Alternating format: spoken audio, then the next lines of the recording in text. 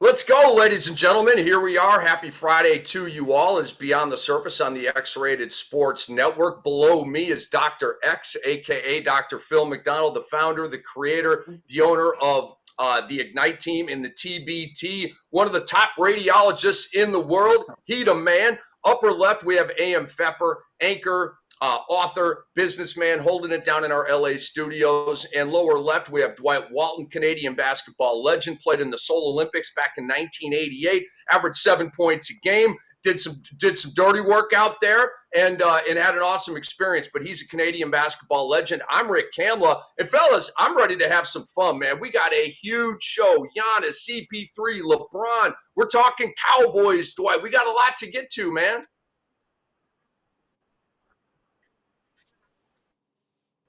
Can't wait. Can't wait, fellas.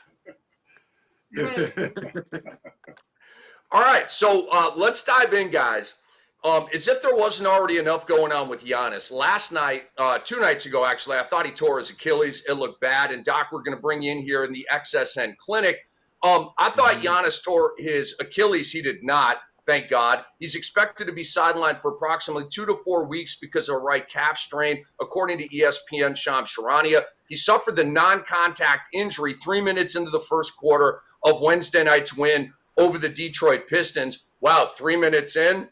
It gets you kind of thinking a little bit, doesn't it? Anyway, fears of an Achilles injury were kind of dashed that night when Doc Rivers told the media that they didn't think it was an Achilles. And, Doc, you know this. Those trainers and therapists, like, they can just, like, flex knees and body parts, and they don't even need the MRI machine, and they can basically diagnose what's up. I had a guy do that when I tore my ACL. No MRI. He did this once, and he was like, dude, you tore your ACL. So please talk to that, Doc. Talk to your level of concern here with Giannis and the fact that we can kind of breathe a sigh of relief that he didn't pop his Achilles. Yeah, I think it's several factors at play here. I don't want to pin this on Giannis and kind of be on the record for thinking that, I think that this might actually be, I want to say that he's faking the injury, but let's just say that it's pretty convenient, too convenient. Facts of the matter is that, there's several dates that are important here. Him having to sit down for 2 to 4 weeks keeps him out of the eye of the media or the questioning. It allows him to avoid very bad sound bites that may haunt him for the rest of his playing career so that he won't look loyal or people won't, they just want to keep him in the best possible light. A part of me feels like the Bucks and his representation agreed to protect him as an asset at this point, knowing that he'll be moved. So I think it's a very good chance that he's likely to be moved before trade deadline based off of this. But it just seemed too perfect. He hits 2 free throws, and then after the 2 free throws, he goes literally from there and does a great pass, and then he just falls. Now, I didn't think it was an Achilles injury, Rick, because usually when you have that Achilles injury, you do that false step. There's like a full extension, and then there's likely a pop, and you see like in slow motion, you can see the calf muscle kind of go up and kind of recoil because there's a rupture of the Achilles tendon. So I didn't see that. It looked like he kind of did like a hop step with 2 feet and just jumped and then fell immediately. And it just didn't look believable to me. And so I think this was a collective decision by the Bucks and his representation and the people that are interested in trading him to make sure that he doesn't have a traumatic injury. But there is some experience with him with calf injuries. So it kind of was the injury to fake if you are going to fake one, because he's had calf injuries on both legs. And I think the last injury he had was a groin injury. So it just seemed too convenient. And that's my take, is that he may have an injury, but it looked too perfect, the circumstances. So I think it was just to protect him as an asset at this point. Very awesome take. Dwight, I'd like you to come in and do you agree, disagree with that, and kind of talk about that injury aspect of Giannis in a moment here. We're going to downshift into, where do we want him traded and all that kind of stuff. Talk to me, Dwight.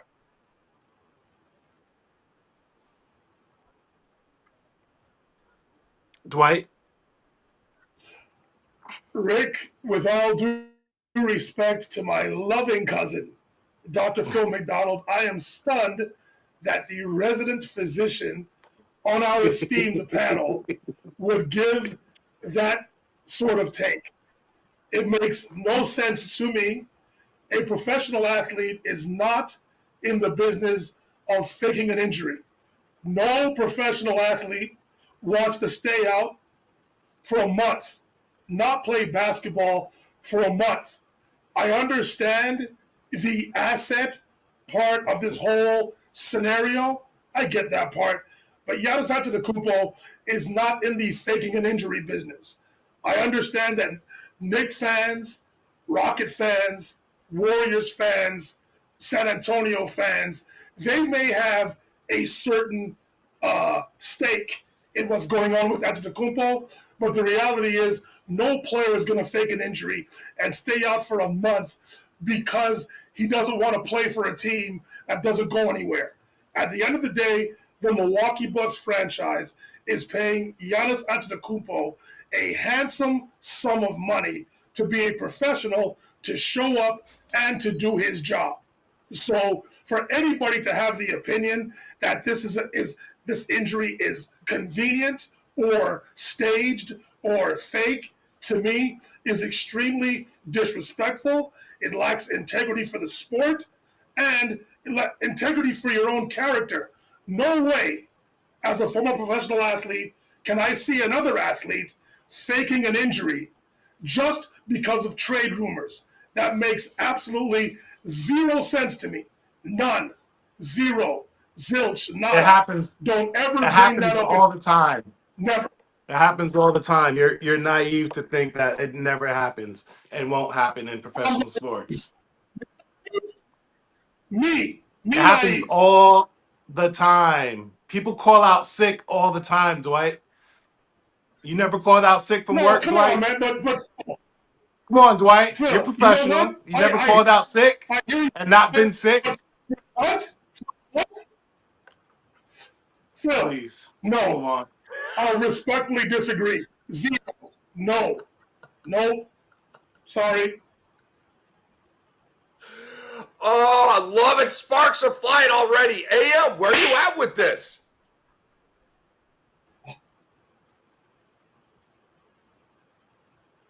You're on mute, AM. Uh-oh. You're on You mute. can't hear me? Uh-oh. Oh. Now we can. Now we got you. We're good? All right, okay, I go. I said juicy conspiracy theories to start the show. I love it. I am personally not a conspiracist. We landed on the moon. The stonecutters are not running all our lives behind the scenes. But, Dwight, you're not going to like this.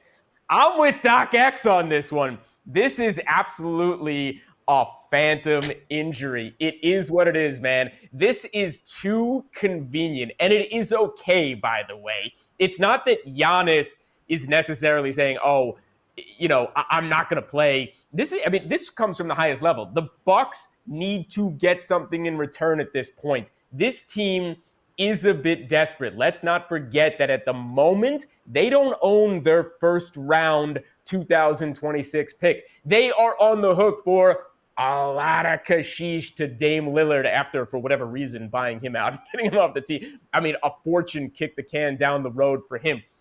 It's okay that Giannis would be out for somewhere between 2 to 4 weeks. Let's not forget that December 15th is a very big day with the notion of him being traded. It's a little too convenient that he went down the way that he did. Doc X, man, you are the resident doctor, and I'm going with you. You know best, and I agree with you.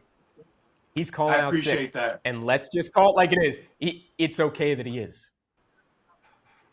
Yeah. I agree with that part too. You know what? I'm gonna wait. Hold on. Let me say something here. I hope. You know what my dream is now? I want Giannis to come back and lead the Bucks to the playoffs. That's what I want to see. You're just Go stubborn. back to bed. Stop it. keep dreaming. Keep dreaming. Well, you guys are piling on Dwight, man. There's a scrum for the fumble, and dudes are just jumping on. I'm with Doc here.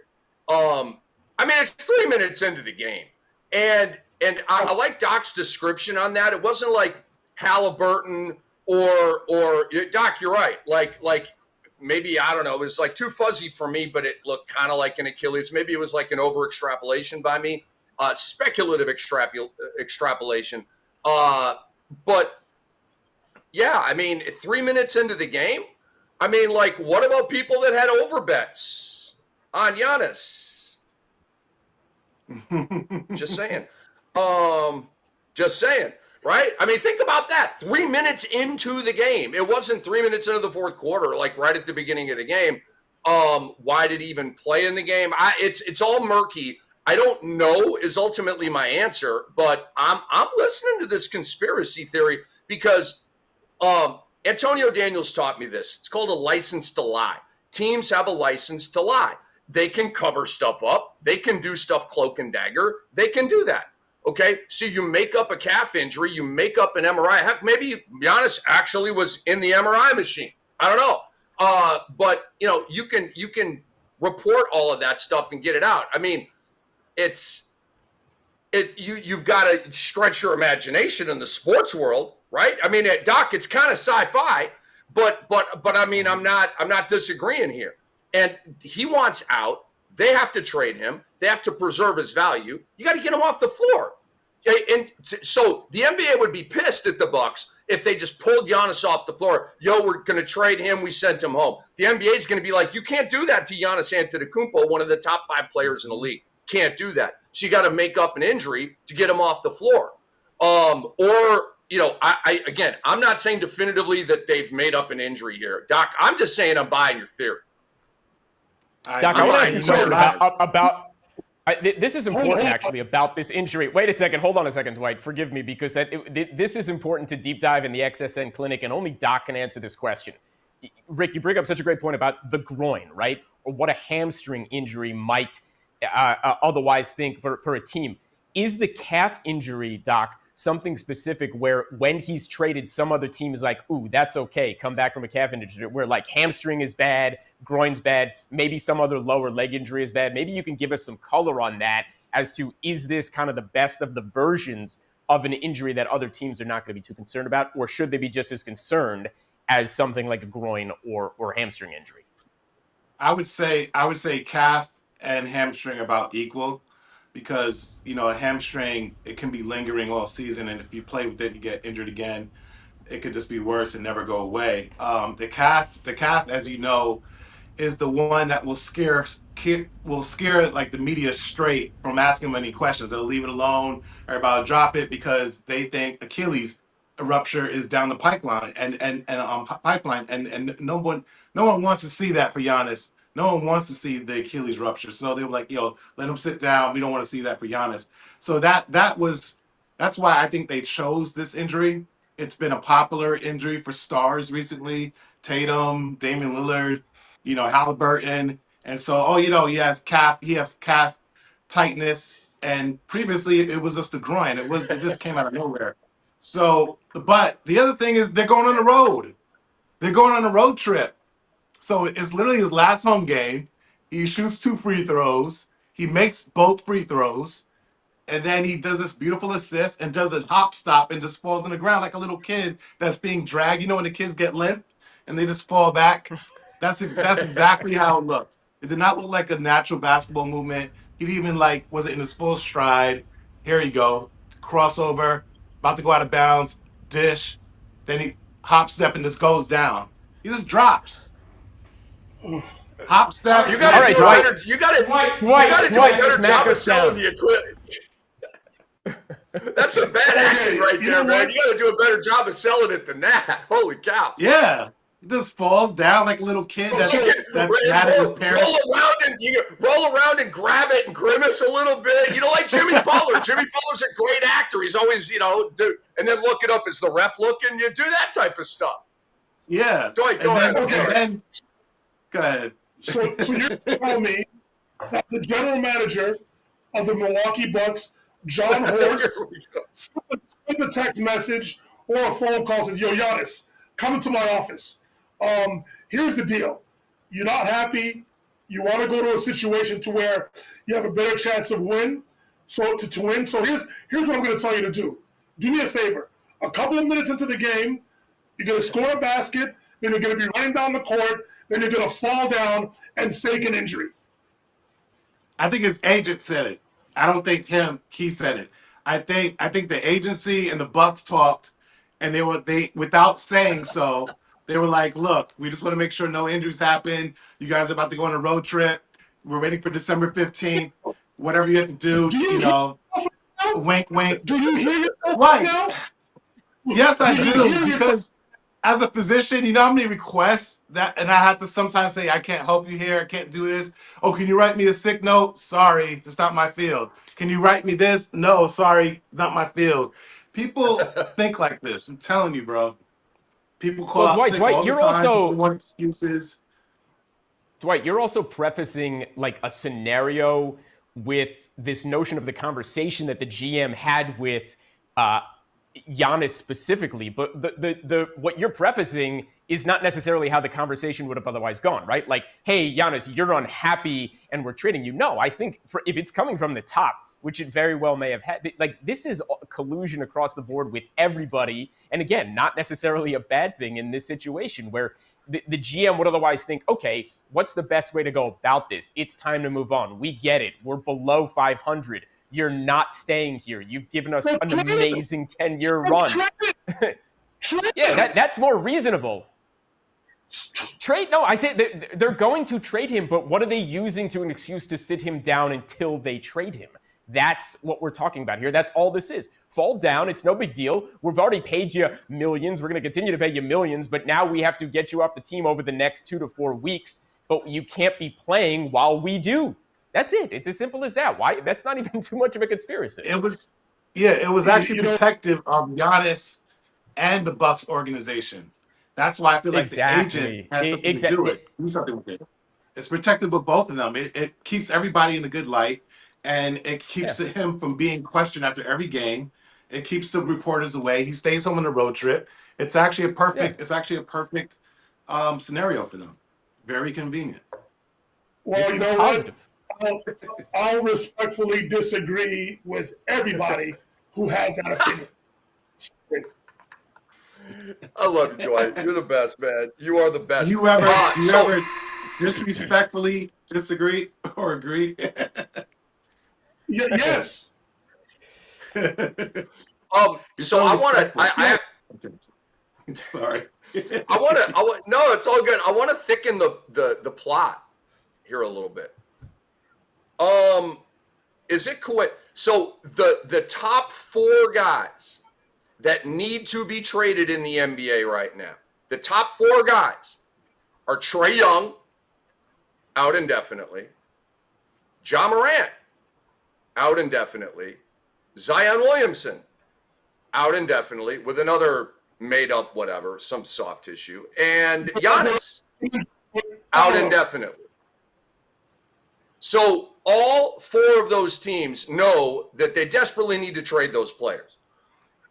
And is it a coincidence, Dr. X, that all 4 of those guys are on the shelf right now, preserving value for their teams to trade him starting after December 15th?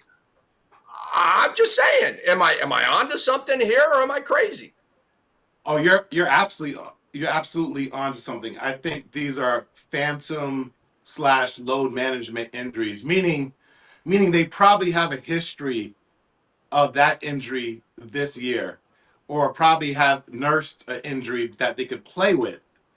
It's not like a season-ending injury. It's not an Achilles, not an ACL. It's not a meniscal tear. It's just some pain. You know, we all wake up with pain, right? So all they need is just something on record. Like Popovich has been doing it for years. They want to do load management. They say, "Okay, your knee hurts today," and you know it probably does hurt because they're a professional athlete with a lot of mileage in their knee. So they're going to say, "His knee hurts. He's questionable. He's probable and out." Next thing you know, he's out. So I feel like, okay, we're about to trade this guy. It's not like we're lying. We're just saying his knee hurts a little bit more than it does, and we think it's in the best interest of the team and the player to hold him out. He could actually play with this. And we say this all the time. We say, if this was the playoffs, we would allow this player to play. He would actually want to play. We'd let him play. He would insist on playing if it was the playoffs. We say this all the time. So I think in this scenario, it's the teams that are protecting their asset and making sure they don't get injured with the actual real season-ending injury that could also jeopardize their career and their value. Send this XSN clinic to the Naismith Hall of Fame, please. We are Beyond the Surface on the X-Rated Sports Network. Rick Hamlet, Dwight Walton, Dr. X, and AM Pfeffer. We have our great guys behind the glass, Jason Arambula, our producer, and Kai Josephson, our video director. And we move on, guys. We aren't getting off of Giannis here, but we're moving on from the injury piece and getting into the sweepstakes. So the injury occurs, and this is another thing with the timing, right? The calf injury occurred hours after ESPN reported that Antetokounmpo is mulling his future with the Bucks. Coincidence? I think not. Giannis and his agent, Alex Xraytedsports, having conversations with the team to discuss whether the best fit for him is Milwaukee or elsewhere, which means elsewhere. A resolution to the talks is expected in the coming weeks, probably beyond the next 2 to 4, wink, wink, which will shape whether Antetokounmpo is available ahead of the February 5th trade deadline. Before the season started, Antetokounmpo, according to sources, gave the Bucks a 25-game window to prove their legitimacy. They have not. They're 10-13. They've lost 8 of their last 10. They're in 10th place. They're toggling between the play-in tournament and falling below.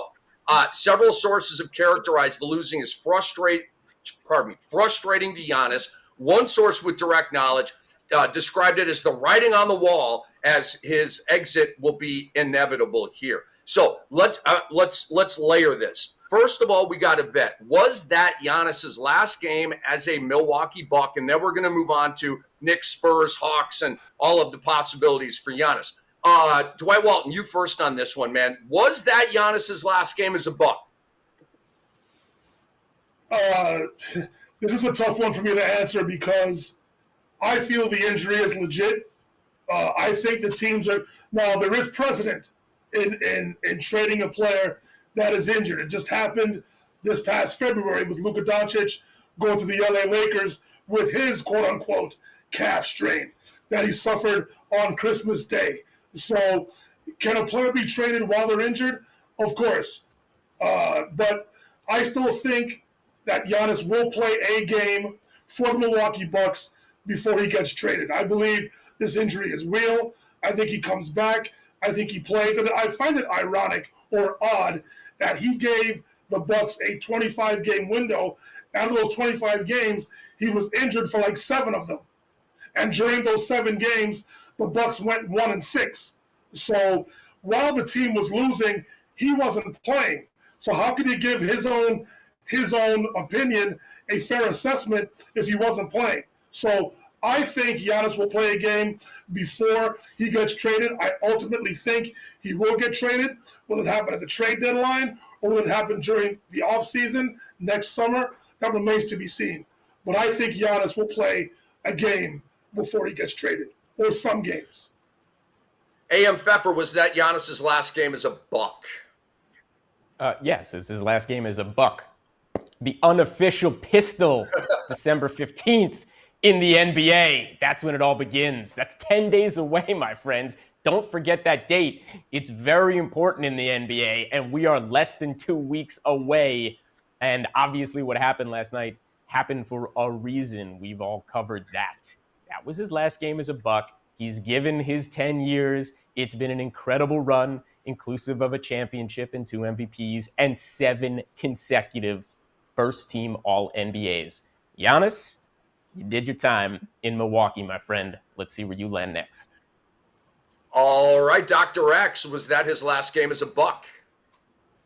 Absolutely. That was definitely his last game. I think there's nothing left to see here. It's just more, I'm just going to be all over hoops hype and all the rumors, all the rumor mills.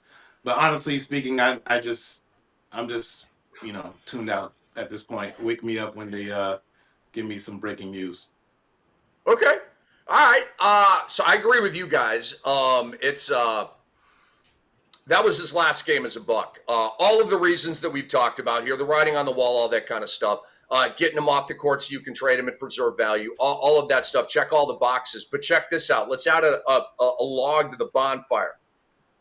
According to reports, Giannis has deleted all posts on Twitter going back to 2021 and has removed all Bucks-related content on his IG, excluding his NBA championship and cup posts. According to reports right there. We know what that means when you scrub your social. The divorce is on. I'm out of here. I want nothing more to do. Kind of like me with the Minnesota Vikings and my two previous wives. Beat it. Get out of here. I'm moving on. All right. Dr. X, let's Dwight Walton and AM Pfeffer. I'm Rick Hamill. Let's get into Giannis's next team. We're hearing a lot about the Hawks, about the Knicks, and about the Spurs. All right. And I want to hit you guys with a take here, the Hawks. This isn't what I want to happen. This is like what I kind of read in the tea leaves and kind of like more of a prediction than what I want to happen, if that makes sense. Bleacher Report put out a cool trade proposal between the Bucks and the Hawks. Okay, but the Hawks have a Trae Young problem. They got to move him. The Bucks now have a Giannis problem. They got to move him. They go for each other. Ding! Perfect, right? All right, so Giannis and Thanasis, come on, man, they're a package deal. They're going down to Atlanta. Trae Young, Zach Ricochet, who you still can sell. I hated the pick. I thought Alex Sarr was the obvious number one pick, but he's the number one pick. You can still sell that. They've got 3 picks here, first-round picks, with Trae Young and Ricochet. That's a good package right there for a plus 30-year-old player, albeit a monster. So your Bucks front line, your Hawks front line would be Giannis, Jalen Johnson, Kristaps Porzingis, and Okongwu. Okay, that's prime time. And your backcourt would be Nickeil Alexander-Walker, only averaging 20 a game. All right, playing killer defense. Dyson Daniels, Vit Krejci, who's almost 50% on threes this year, and Luke Kennard, who we know is a three-point driller, although he almost never plays because he's hurt all the time. Like Atlanta might need to bring a wing or another guard back, but I mean that's what I kind of see. Because if I'm the Bucks, I get a generational player in return for Giannis. He's about 5 years younger than Giannis, right? Yes, let me plug into that. Trace from the Midwest, Oklahoma City. So there's a similar sensibility with Milwaukee and that Midwestern mentality. So that's where I'm at. Let me go to Dr. X here first. Where are you kind of thinking here where Giannis is traded, Doc? Call your shot. Well, just I don't want it to be all nicked out, but personally, just addressing your scenario with the Atlanta Hawks, I would have to say I'm not sure if that makes, when is Trae Young up to be a free agent? Because whoever is a part of this trade this summer. He has an option in his contract, and he'll probably opt out and become free. Exactly. So, in essence, you got to get a player to also say that they want to be in Milwaukee and will sign. So, a player like Trae Young, I don't think would be in the best interest of the Milwaukee Bucks, because knowing Trae Young, his next destination would likely be a big city on the West Coast or possibly on the East Coast. I don't think it's going to be in the East. I think he would likely go West. So if I'm the Bucks, I would just be giving him up because he's not going to sign. I don't think he would sign and say, I want to be in Milwaukee for what? So I hate to say that about, Milwaukee, but honestly speaking, that's what I see. So I really feel like the teams that make the most sense narrative-wise that I would want to see outside of the Knicks, I would say are the Golden State Warriors. I just think that basketball minds and people just want to see Giannis and Steph Curry play together. And I believe that the Warriors do have at least a potential asset in Jonathan Kuminga, who just signed a contract, who has no choice but to stay in Milwaukee till his contract is up. And so I feel like Jonathan Kuminga will probably be the way to go. And, the Warriors would just be better for it because they're not really utilizing him anyway. They're kind of punishing him. He's always in and out of the doghouse, of Steve Kerr's doghouse. And then I think there's also valuable assets on the Golden State Warriors that would be potentially in this trade, like Trace Jackson Davis, Moses Moody. I disagree with what ESPN posted about Draymond Green. I think Draymond Green is a Golden State lifer at this point. Mhm. So I think Draymond Green stays. And then now you have that formidable backcourt of a Giannis. They love to go small, that Hampton Five. So here's a new and improved Hampton Five in this terms of having Giannis, instead of Andre Iguodala or KD. And then now you have Draymond Green and Jimmy Butler. That's a really nice front court. And you already know who's in the back court with Stephen Curry. As long as they keep a scorer like Podminsky or Buddy Hield or one of those guys, or even DeAnthony Melton, I think that's a team that actually could beat the Oklahoma City Thunder, who Giannis beat Oklahoma City Thunder in the Cup last year with Damian Lillard. So I think this is a team that could do that. Doc, phenomenal take, man. I love the Golden State breakdown. Brandon Pajemski's from Wisconsin. They would freak out, like the fan base. He would be an instant fan favorite. He's Dante DiVincenzo-ish, right? Like with his game style. And Dante, of course, was a big hit up there in Milwaukee.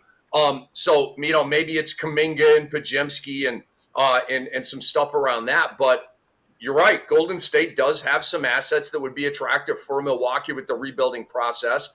And so let's go. How are you surveying this? Golden State, New York, San Antonio, Atlanta? You got another idea in mind here where Giannis is traded? You actually froze, Rick. For a second, so we're not quite sure who you asked for. Was it myself or Dwight? Who'd you go to next? My bad. I said Dwight. My bad on the freeze.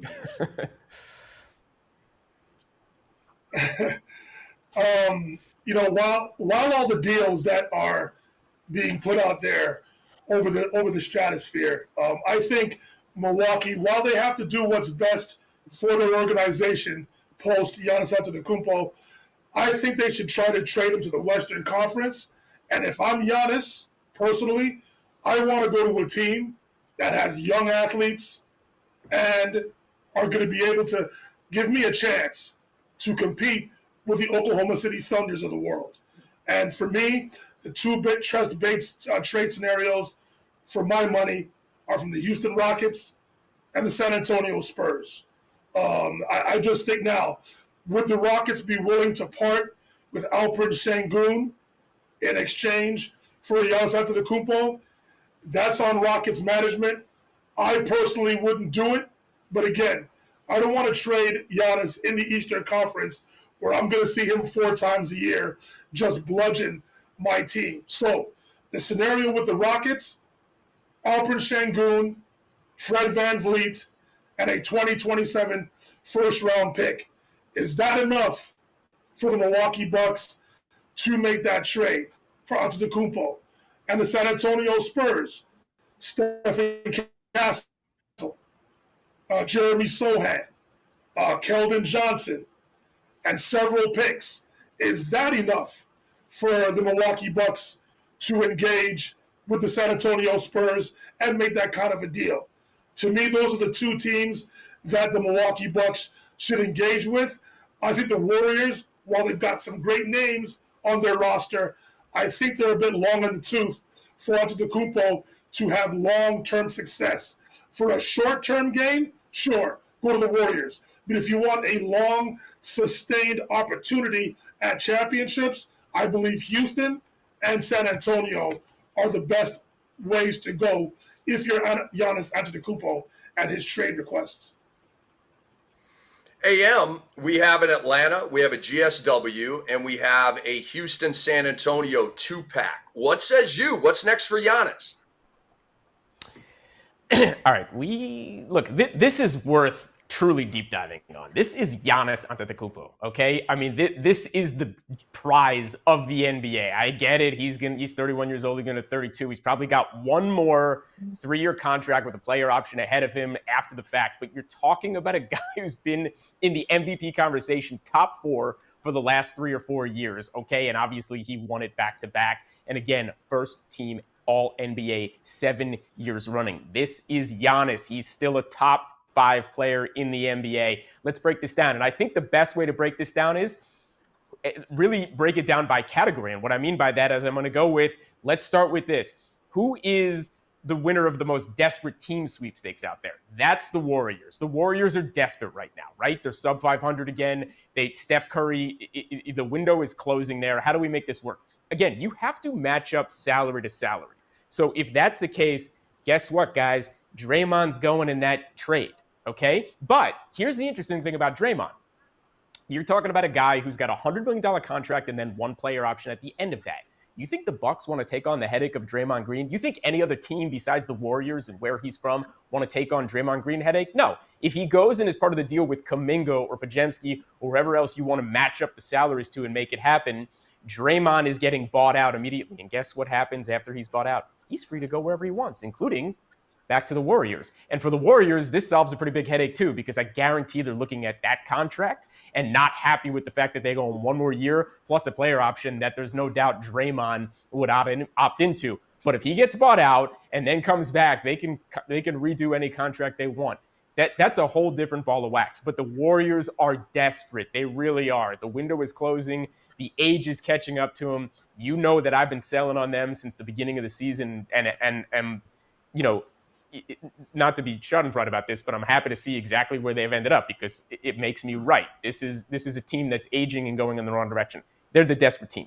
Who should NBA fans want to see? Where should they want to see Giannis go? Well, that's easy. That's the San Antonio Spurs, okay? You put Giannis next to Wembanyama, the secondary ticket sale market is insane. Scalpers are eating steak in Indianapolis, in Charlotte, you know, in Sacramento every night all of a sudden, because if those guys actually play and show up and are on the court together, forget it.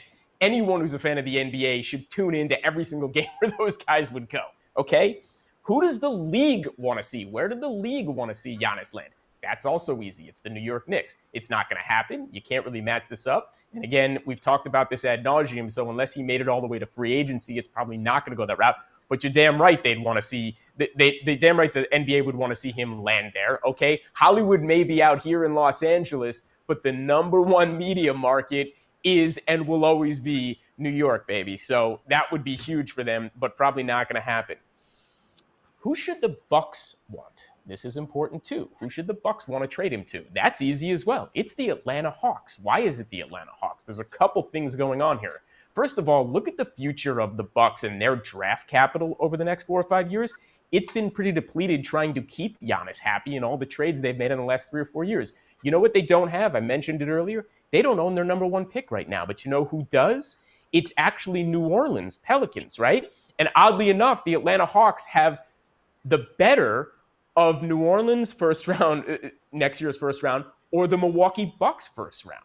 Guess what? The Milwaukee Bucks would love to have that back as part of a trade, and you're matching up salaries again. This is first apron stuff. Trae Young matches up. And I think if you're the Bucks front office, you definitely want Trae Young, even without the contract. Why?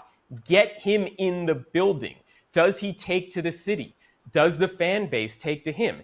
Is he filling seats up between January or February of 2026 all the way to the end of the season, regardless of if they're good or not? If it doesn't work out, you move on from him, and you need to pontoon and start over anyway, okay? So whatever else you're getting in draft capital with Trae Young, but you're getting back picks. This is Giannis. You're getting 4 or 5 picks. First-round picks are coming. Does that matter if it's Atlanta? So that is literally who I think the Bucks should want to make the trade with. It just matches up perfectly, and they can make it happen. And there's a couple scenarios that are best for them, including a really good solid luck with Trae Young before potentially giving him a contract or moving on from him and just starting over completely. Who should Giannis and his team want? I'm still going back to the Chicago Bulls. I can't stress this enough. To me, and I know we're not even talking about them. They're not being talked about. But matching up dollar for dollar, to me, the nucleus is there for the starting 5. You punt on 2025, keep Giannis on the shelf. If this injury goes on, keep him on the shelf for the rest of the year. Let Chicago keep going down, right? And it's like, okay, the first round pick that goes to Milwaukee, they'll be happy to have that. They'll make that happen. The Bulls have plenty of room to take on both Antetokounmpo brothers, right? Because Alex is up there with, right, with Giannis. So it's like, you know, they're both coming down. And again, you've got a 3 to 4-year window with Giannis left. You're going to do a 3-year deal with him and probably a player option, and then he goes back to Santorini and enjoys the rest of his time in Greece for the rest of his life. And we know what's coming. Chicago, baby. Like, this team is so – forget the team. The fan base, this city, this is a great place. This is an amazing destination for basketball. The Bulls should be good. Giannis on that team would ignite that fan base, would ignite that city. It would be incredible. I would love to see it. Where does Dwight Walton want to see them go? Probably the Toronto Raptors. I think maybe he and Drake might be the only ones on the planet who would like that scenario. That's my deep dive. Thanks for listening. We just gotta just take all that in. That was phenomenal, Am. It really, really was. I looked up AI, which is 90% reliable, tells me, and now I tell y'all, that if the Bucks traded for Trae Young this year, they could max him out this year. Bobby Marks on line one. I mean, so AI's telling me that. I don't feel 100 about it, but I feel 90s about it. So signs point to, and that's the move if you're the Bucks and you want to go that way. Trae Young wants max money. Okay, the Hawks don't want to give him max money. There may be other teams around the league that don't want to give Trae Young max money. So if the Bucks said, Trae, we love you. You haven't even played a game here, but we're maxing you out. Okay, and we vetted this and we thought, we're ready to go forward with you as our franchise player. Trae Young is going to take a pen and sign that contract, and he's going to play in Milwaukee for the Bucks on a max contract. That's what he wants right now. And we know that they're not throwing around max like they were when Ben Simmons and guys like that were getting max, right? It's a joke, okay? I mean, he was highly picked and you're slotted and blah, blah, blah. But now Ben Simmons is like, it was a joke. I saw on Twitter, Ben Simmons said he would play for the Sixers for free. Ben, ship has sailed, bro. They don't want you anymore. Dunk the damn ball. Okay, all right. Anyway, I'm not trading Alpi Şengün for Giannis Antetokounmpo. There's no way. Giannis is a few days away from 31 years old. Alpi's 23. I'm not giving up 8 years of an all-star, obviously for an all-time great. Not doing that. And I personally, I don't want the Spurs to make this move. Dude, you guys, it throws the timeline of their team off. You bring Giannis in, okay, and you've got Wemby, and you've got Vassell, and you've got Keldon, and you've got Harper, and you've got Castle, and you've got all these young guys. And I know you've got the veteran Harrison Barnes, and he's 30-ish or whatever it is, but, De'Aaron Fox is still like 27, 28, right? So he's sort of a mid-year vet, like not, like an older vet. He's kind of a prime year vet, okay? Don't disrupt that timeline. Don't ship out. Fox is rolling right now. They're 7-2 without Wemby, okay? Because De'Aaron Fox is playing like the clutch player of the year in Sacramento. This leads us to a debate within the debate. I want to go around the room on this. San Antonio, do not trade Dylan Harper. Do not trade Dylan Harper, okay? If you want to trade De'Aaron Fox, okay, and I'm less like high on that I was. 7-2, and De'Aaron Fox is leading the way, and so he's kind of silencing your boy Cam on. I was saying they maybe need to trade him or whatever. But if they decide, we are going kind of like Houston did, right, where we got this young core, we're going to add the old vet to it. If San Antonio wants to do that, okay, do not trade Dylan Harper, please. I cannot echo this enough. The guy's like 18 or 19. Fox is like 27 or 28. That's a difference of like 8 or 9 years, okay? Every single time Dylan Harper touches the ball, good things happen. Every single time, okay? The dude acts like he's been playing for 5 years, and I know the minutes are kind of weird because they're deep and stuff like that, but he is a stud. Do not trade him. So, Dwight, I'll go to you first on this, and this is a San Antonio question. If you want to go get Giannis, you got to trade one of those guys, okay? Fox or Harper. Who you trading? Well, they're not going to trade De'Aaron Fox, Rick. They brought him in at the trade deadline for a reason, and then they immediately gave him the 4-year max extension that he was due with Sacramento. So I don't see them trading away De'Aaron Fox. To me, the question should be, who do you keep? between Stephon Castle and Dylan Harper. That's a tough one because to me, although Dylan Harper is great, Steph Castle brings it on both ends of the floor, man. He's tough. He's got leadership qualities. Maybe Dylan Harper does as well. He is still a very young player. But if you're going to give me the choice between Stephon Castle and Dylan Harper, I think I'm going to lean more towards Castle. It's a tough decision, but I would lean more towards Castle than Dylan Harper. They're not getting rid of De'Aaron Fox. They traded for him. They brought him in as you said, just on the brink of his prime at 27 years old, one of the more clutch players that we have in the NBA. Again, 27, plays a prime position in the point guard position, and that when they acquired him, they immediately signed him to that 4-year max extension. Fox isn't going anywhere. That's why the Spurs are an interesting trade scenario. Again, there's Keldon Johnson, there's Devin Vassell, there's Jeremy Sohan, there's multiple picks. There's a way that this can get done. Giannis goes to a team that's ascending, and they're going to be competing for championships, especially with the front court combination of Giannis Antetokounmpo and Victor Wembanyama. That will be a scary proposition for the entire NBA. Dwight, I was shocked that San Antonio did not have to give up Stephon Castle in the De'Aaron Fox move. So maybe they're just that shrewd. I would trade Devin Vassell to bring Giannis down there. I'm not trading Castle, and I'm not trading Harper. Those guys are keepers. You're going to win a championship, maybe many championships with those guys. Just let it grow. Do not disrupt that. Dr. X, you're next on this, man. What should San Antonio do? Should they go for it, and then should they trade any of these guards or not? I don't see it being a viable option from the Bucks' point of view.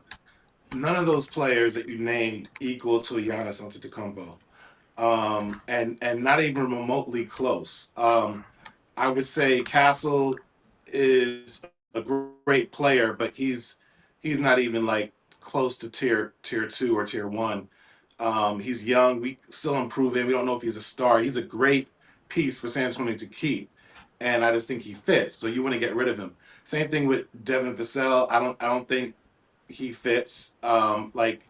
If just imagine seeing that trade on a piece of paper, it doesn't match. It doesn't match. Like the star power doesn't match at all. The only people that would make sense, and I agree that they wouldn't trade him, is De'Aaron Fox, and maybe and pairing him. But De'Aaron Fox would have to be the headliner of that trade. So I just don't think San Antonio fits in terms of the Bucks. Of course, it would look amazing on paper, to see Wemby and Giannis on paper, but and on the floor in real life. But I just don't think that would happen, and I don't think it's to the Bucks' advantage to do it. I think the only team that makes sense to me is OKC in terms of like outside of Golden State as a rental. I think people wouldn't lose respect for Giannis because he got traded there. It's not like he said, I'm going to go to the team that just won. So like when KD went to the Warriors, I don't think it'd be that. So I think his reputation would be intact. But just the sheer amount of picks that OKC has for these years, that would make sense. I just don't know who the headline player would be. But to me, that would be my second choice, would be OKC. And Giannis would likely win 2 championships right away. Can I say something? Can I say something here before? Yeah, I didn't have OKC on my bingo card today, Doc. I like you bringing them up. Yeah, Dwight, go ahead, man. No, the thing is, what we have to get out of our minds is when you're trading a player like Giannis Antetokounmpo, you have to understand you're not getting equal value back. Giannis Antetokounmpo is the best player in this trade, in this deal. So get out of your mind that you need to match it up in terms of talent. Maybe salary-wise, that's how it works because of the current CBA. But it doesn't matter. You're not going to get equal value back for Giannis Antetokounmpo, which is the only reason I brought in Houston in this scenario, because if you're going to give up Giannis Antetokounmpo, who is a inside presence, a center, if you will, and you can get back Alperen Sengun, which is not going to happen. But I think if you're going to go player for player and try to build around a cornerstone, I think Sengun makes a whole lot of sense more than a De'Aaron Fox or a Trae Young, players like that. I think if you're going to go size for size and cornerstone-wise, I think Sengun makes a lot more sense going back to the Bucks if you're concerned about matching talent for talent. But in this case, again, Giannis Antetokounmpo is transcendent. You're not going to get equal value unless all you're thinking about is assets and draft capital. Well, Hey, in fact, Rick, let me go ahead, guys. Yeah, no, Doc, go ahead. Well, I was based off of that. Let's stick to that then. So now we're saying we don't care about the names, right? The salaries just have to match up, right? So I think this is why I think Giannis could potentially end up on the Knicks, because I think they're going to try to do him a solid. If it's all about salaries, then you got to honor the guy that got you a ring while he was there.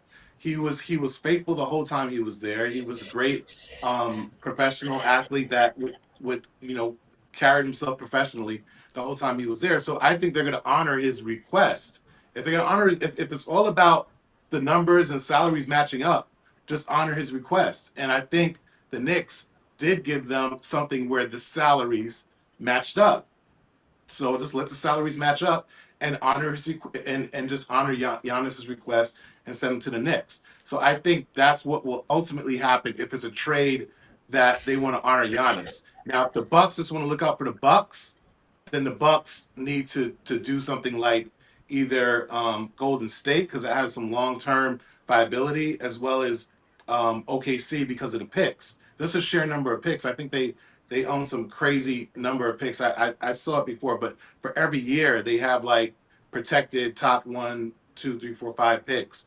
And so I would say that would put them in the best position. But I think if the Bucks want to honor Giannis's request, they send him to the Knicks. And I think the salaries that would match up, AM or Rick or Dwight, correct me if I'm here, if I'm correct, just let me know. I would say OG Anunoby. I would say Mitchell Robinson, Deuce McBride, and Tyler Kolek. And maybe one of those 4 players I named, you actually go and flip those for some picks. But that's what I would do. I would have Giannis, Cat, Brunson, Mikal Bridges, who always plays, because I just feel like OG's hamstrings are always weak. He may not show up when you actually need him. So I would say I would flip Giannis in that position, and I would still start Cat at the center. I would have Mikal Bridges as the 2. As the 3, and start Josh Hart at the 2, and have Jalen Brunson as the 1. That's what, and I'd hopefully try to bring back someone like Bobby Portis, bring some tough juice into the house, as well as a shooter like a Gary Trent Jr. Blockbuster. Towns will not be on New York if Antetokounmpo becomes a Knick. Karl Anthony Towns will not be in New York. It's interesting. There's reports the Bucks want nothing to do with Karl Anthony Towns. But Dwight, you know this, I know this, our audience, and we all know this. That might be true, okay, but it might not be true. Like, that doesn't mean, like, Cat will not be a Milwaukee Buck. He will. He might, but signs point to maybe that's not going to happen because the team. Again, it's reports. They apparently don't want anything with to do with Cat. Wow. AM. I think we haven't heard you about the Spurs. Are you trading Fox or Castle or Harper or any of these? Do they even need to make a trade, AM? Yeah, great question. Look, when it comes to you hear how emphatically I'm talking about Giannis and how much I revere this guy and the fact that he still has 3-4 years left in the tank, which in the NBA is an eternity. Okay, Luka, Jokic, Wemby, SGA. That's it. Those are the only 4 names above him that are untradeable. Literally everybody else is on the block and is worth moving for Giannis. Sengun, Harper, Castle. Although, I'd like to keep Harper if I'm the Spurs. I'd move Castle in a second. I'd move De'Aaron Fox in a second. But guys, we have to take a major step back for a second, okay? There's two huge things going on here, all right? There's a matchup for matchup of salaries that have to happen as part of the trade, and we need to understand that. So you have to match that up. And the second thing is, and really what we need to talk about, what do the Bucks need? What is the important thing for the Bucks in this trade when they make this trade? Is it getting back players? Is it getting superstar for superstar? Or is it about rebuilding? Like, you're talking about the fact that even with Giannis right now, they're sub 500, going nowhere, and the players that are around him are no longer like Chris Middleton, Drew Holiday level in any respect, right? There's nothing going on in Milwaukee. Doc Rivers should be out the door as well, bring his salary down to a rookie coach. Like, this team should be bottoming out Philadelphia style of a decade ago. That's where we're at right now. Let me just read this to you. This is important for everyone listening to understand what the next 5 years look like for the coffers for the Bucks. 2026. Okay, the Atlanta Hawks currently control the rights to their first-round pick. 2027, the pick is owed outright to the New Orleans Pelicans. 2028, the Bucks actually retain their pick, but the Portland Trailblazers, they have the right to swap it. Additionally, the Washington Wizards have a secondary swap right on this pick. 2029, the pick is owed outright to the Portland Trailblazers. 2030, the Bucks retain this pick, but the Portland Trailblazers have the right to swap it out for a more favorable position. Are you kidding me with what the next 5 years look like? They have to completely refill the coffers. Bottom out. Get salaries off the table. If you want a cornerstone guy, one guy, I would think a De'Aaron Fox to me makes sense and build off of him, a backcourt guy, and then just start filling out everybody else. Or Trae Young. Get Trae Young back. Get that Hawks pick back that they actually own the Milwaukee Bucks pick. Get that back. Or you also have the opportunity to swap that out if you're the Milwaukee Bucks with what the Pelicans have going on because of the ridiculous trade for Derek Queen that Dumars did you the favor of making. So to me, the Atlanta Hawks, I mean, it's really the only trade that actually makes sense other than what I want to see happen with the Chicago Bulls and how they can get that starting five going. And then next year, mid-level exception because they have all the money in the world, fill out, roles 6 through 10 on the bench and have a good second unit. And I think they'd be a phenomenal team. But the Hawks truly, I mean, it's the only thing that really makes sense. It really is, especially if you're the Bucks. You have to make a trade. Giannis is worth something. Giannis is a smart guy. He's a businessman at this point. They're having conversations with him about the fact that it's like, if we trade you, we're letting you go, we must get back something, right? And it's nowhere going to be close to superstar for superstar value. And I don't think that's important. The picks are what's important. Replenishing the entire coffers with somewhere between 4 to 6 first-round picks that actually matter in the future and maybe one guy that you could start building around. That's it. That's all that matters. But to answer the question about San Antonio, which again is just a fun game to play, sure. De'Aaron Fox, Steph Castle, keep Dylan Harper if you can. That's really all it comes down to. But I only see 4 guys above Giannis who are untradeable. Everybody else, including Alperen Şengün, and I have to say something about Alperen Şengün. Great. Yeah, you were an all-star last year. You're making amazing strides both offensively and defensively. But you know what? Come playoff time, Ime Udoka has got to make a serious decision every single time in the fourth quarter whether you can be on the court or not. That's still where Alperen Şengün is right now. So if you're asking me, it's like, are we even in the same breath talking about trading Alperen Şengün for a guy, Giannis, who has finished in the top 9 for Defensive Player of the Year every year of his career? Like, I don't know what we're talking about with Alperen Şengün. If you're the Rockets or you do that in 1 second, especially at the tail end of Kevin Durant's career and trying to get Giannis down there, your odds would skyrocket to win the championship if they can make this work. But to me, if you're the Bucks, it's all about replenishing that draft capital. I don't know. I think Joe Dumars might laugh last on the Derek Queen. Derek Queen's a baller, man. I love Derek Queen. By the way, Jeremiah Peters and go. What's up, Doc?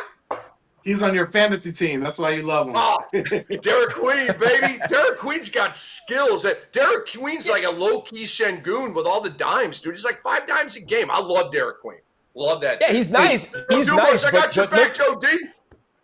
No, go ahead, Abe. I'm sorry. I'm talking to you. Yeah, I'm saying, again, it's all fine, but like the chance of the Hawks somehow stumbling into a top 3 pick in a deep top 3 pick draft is like over 80% at this moment because of how bad the Pelicans are and how bad they're probably going to be at the end of the season. Derek Queen aside, like that's ludicrous. No, I get the transaction, but I'm just saying I like Derek Queen, man. I'm kind of I'm rooting for Joe D. Go ahead. I have a question. Giannis is going to get his request honored. I think Giannis has a list, and I think they're going to try to meet that list. I think we're overlooking that the Bucks do not want to do Giannis wrong as well. So all the teams you're naming, I don't think he wants to play in Atlanta. Like he doesn't want to play in Atlanta without Trae Young. He doesn't. He doesn't want to play in Chicago without Michael Jordan, okay? I don't care about Josh Giddey. He had Damian Lillard. He had a Drew Holiday. Josh Giddey's not going to cut it. He's a great player, but why would he want to be in Chicago? So at the end of the day, listen to me. The actual request that he had was to go where? To the New York Knicks, right? It was. In previous years, I'm not done. In previous years, at All-Star breaks, he had another request to play with who? Stephen Curry, right? So if he has a list, it's not going to be Atlanta. It's not going to be all these other exotic places. I don't even think it's OKC. Now, the only team that makes sense to me the only thing that makes sense to me is that they're going to honor his request. He's going to want to end up a place where he's going to be happy. Otherwise, you're going to have the same situation that he's right now with Milwaukee. Milwaukee had a pretty good roster the last couple of years. They just didn't play well. So I feel like he's going to either end up, they're going to honor his request. He's going to end up on either Golden State, the Knicks, and my third choice would be OKC because the other request is that he wants to win more than one championship. And which team is closest to winning a championship? OKC. So, Doc, do you think the Spurs would be on his list? Just quickly, do you think the Spurs would even be on Giannis's list? Because I like what you said about Atlanta. I don't think Giannis wants to go to Atlanta. It's an outstanding point. Do you think Giannis would want to go to San Antonio even to play with Wemby? I think he would, but I also feel like he doesn't want to leave. I think Giannis is also an honorable person that doesn't want to leave his team destitute as well. So I believe that I don't think San Antonio has enough to give to make it fair for the Bucks. And also, if they give up a player that is fair for the Bucks, then Giannis probably wouldn't necessarily want to be on that team. I just don't think De'Aaron Fox leaves. I don't think any other player besides De'Aaron Fox headlining that trade is worth it. All Knicks fans, be prepared. When you do acquire Giannis Antetokounmpo, Mikal Bridges, OG Anunoby, and Karl Anthony Towns won't be on your roster. Be prepared for that. I'm okay with that. I don't want that to happen, but I'm actually okay with two generational talents in Brunson and Giannis being on the floor trying to figure it out.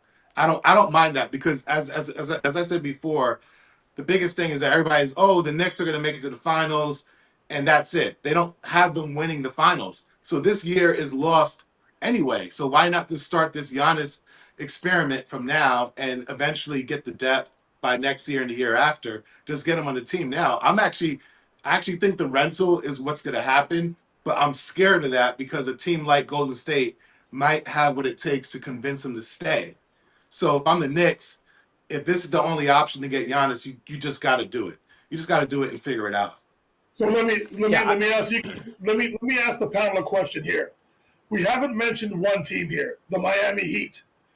Do the Miami Heat part ways with Bam Adebayo, Tyler Hero, some other player? Keep in mind, I think Tyler Hero is from Milwaukee. So, do the Heat part ways with Bam Adebayo, Tyler Hero, throw some other player down, Jaime Jaquez Jr., somebody else, I don't know.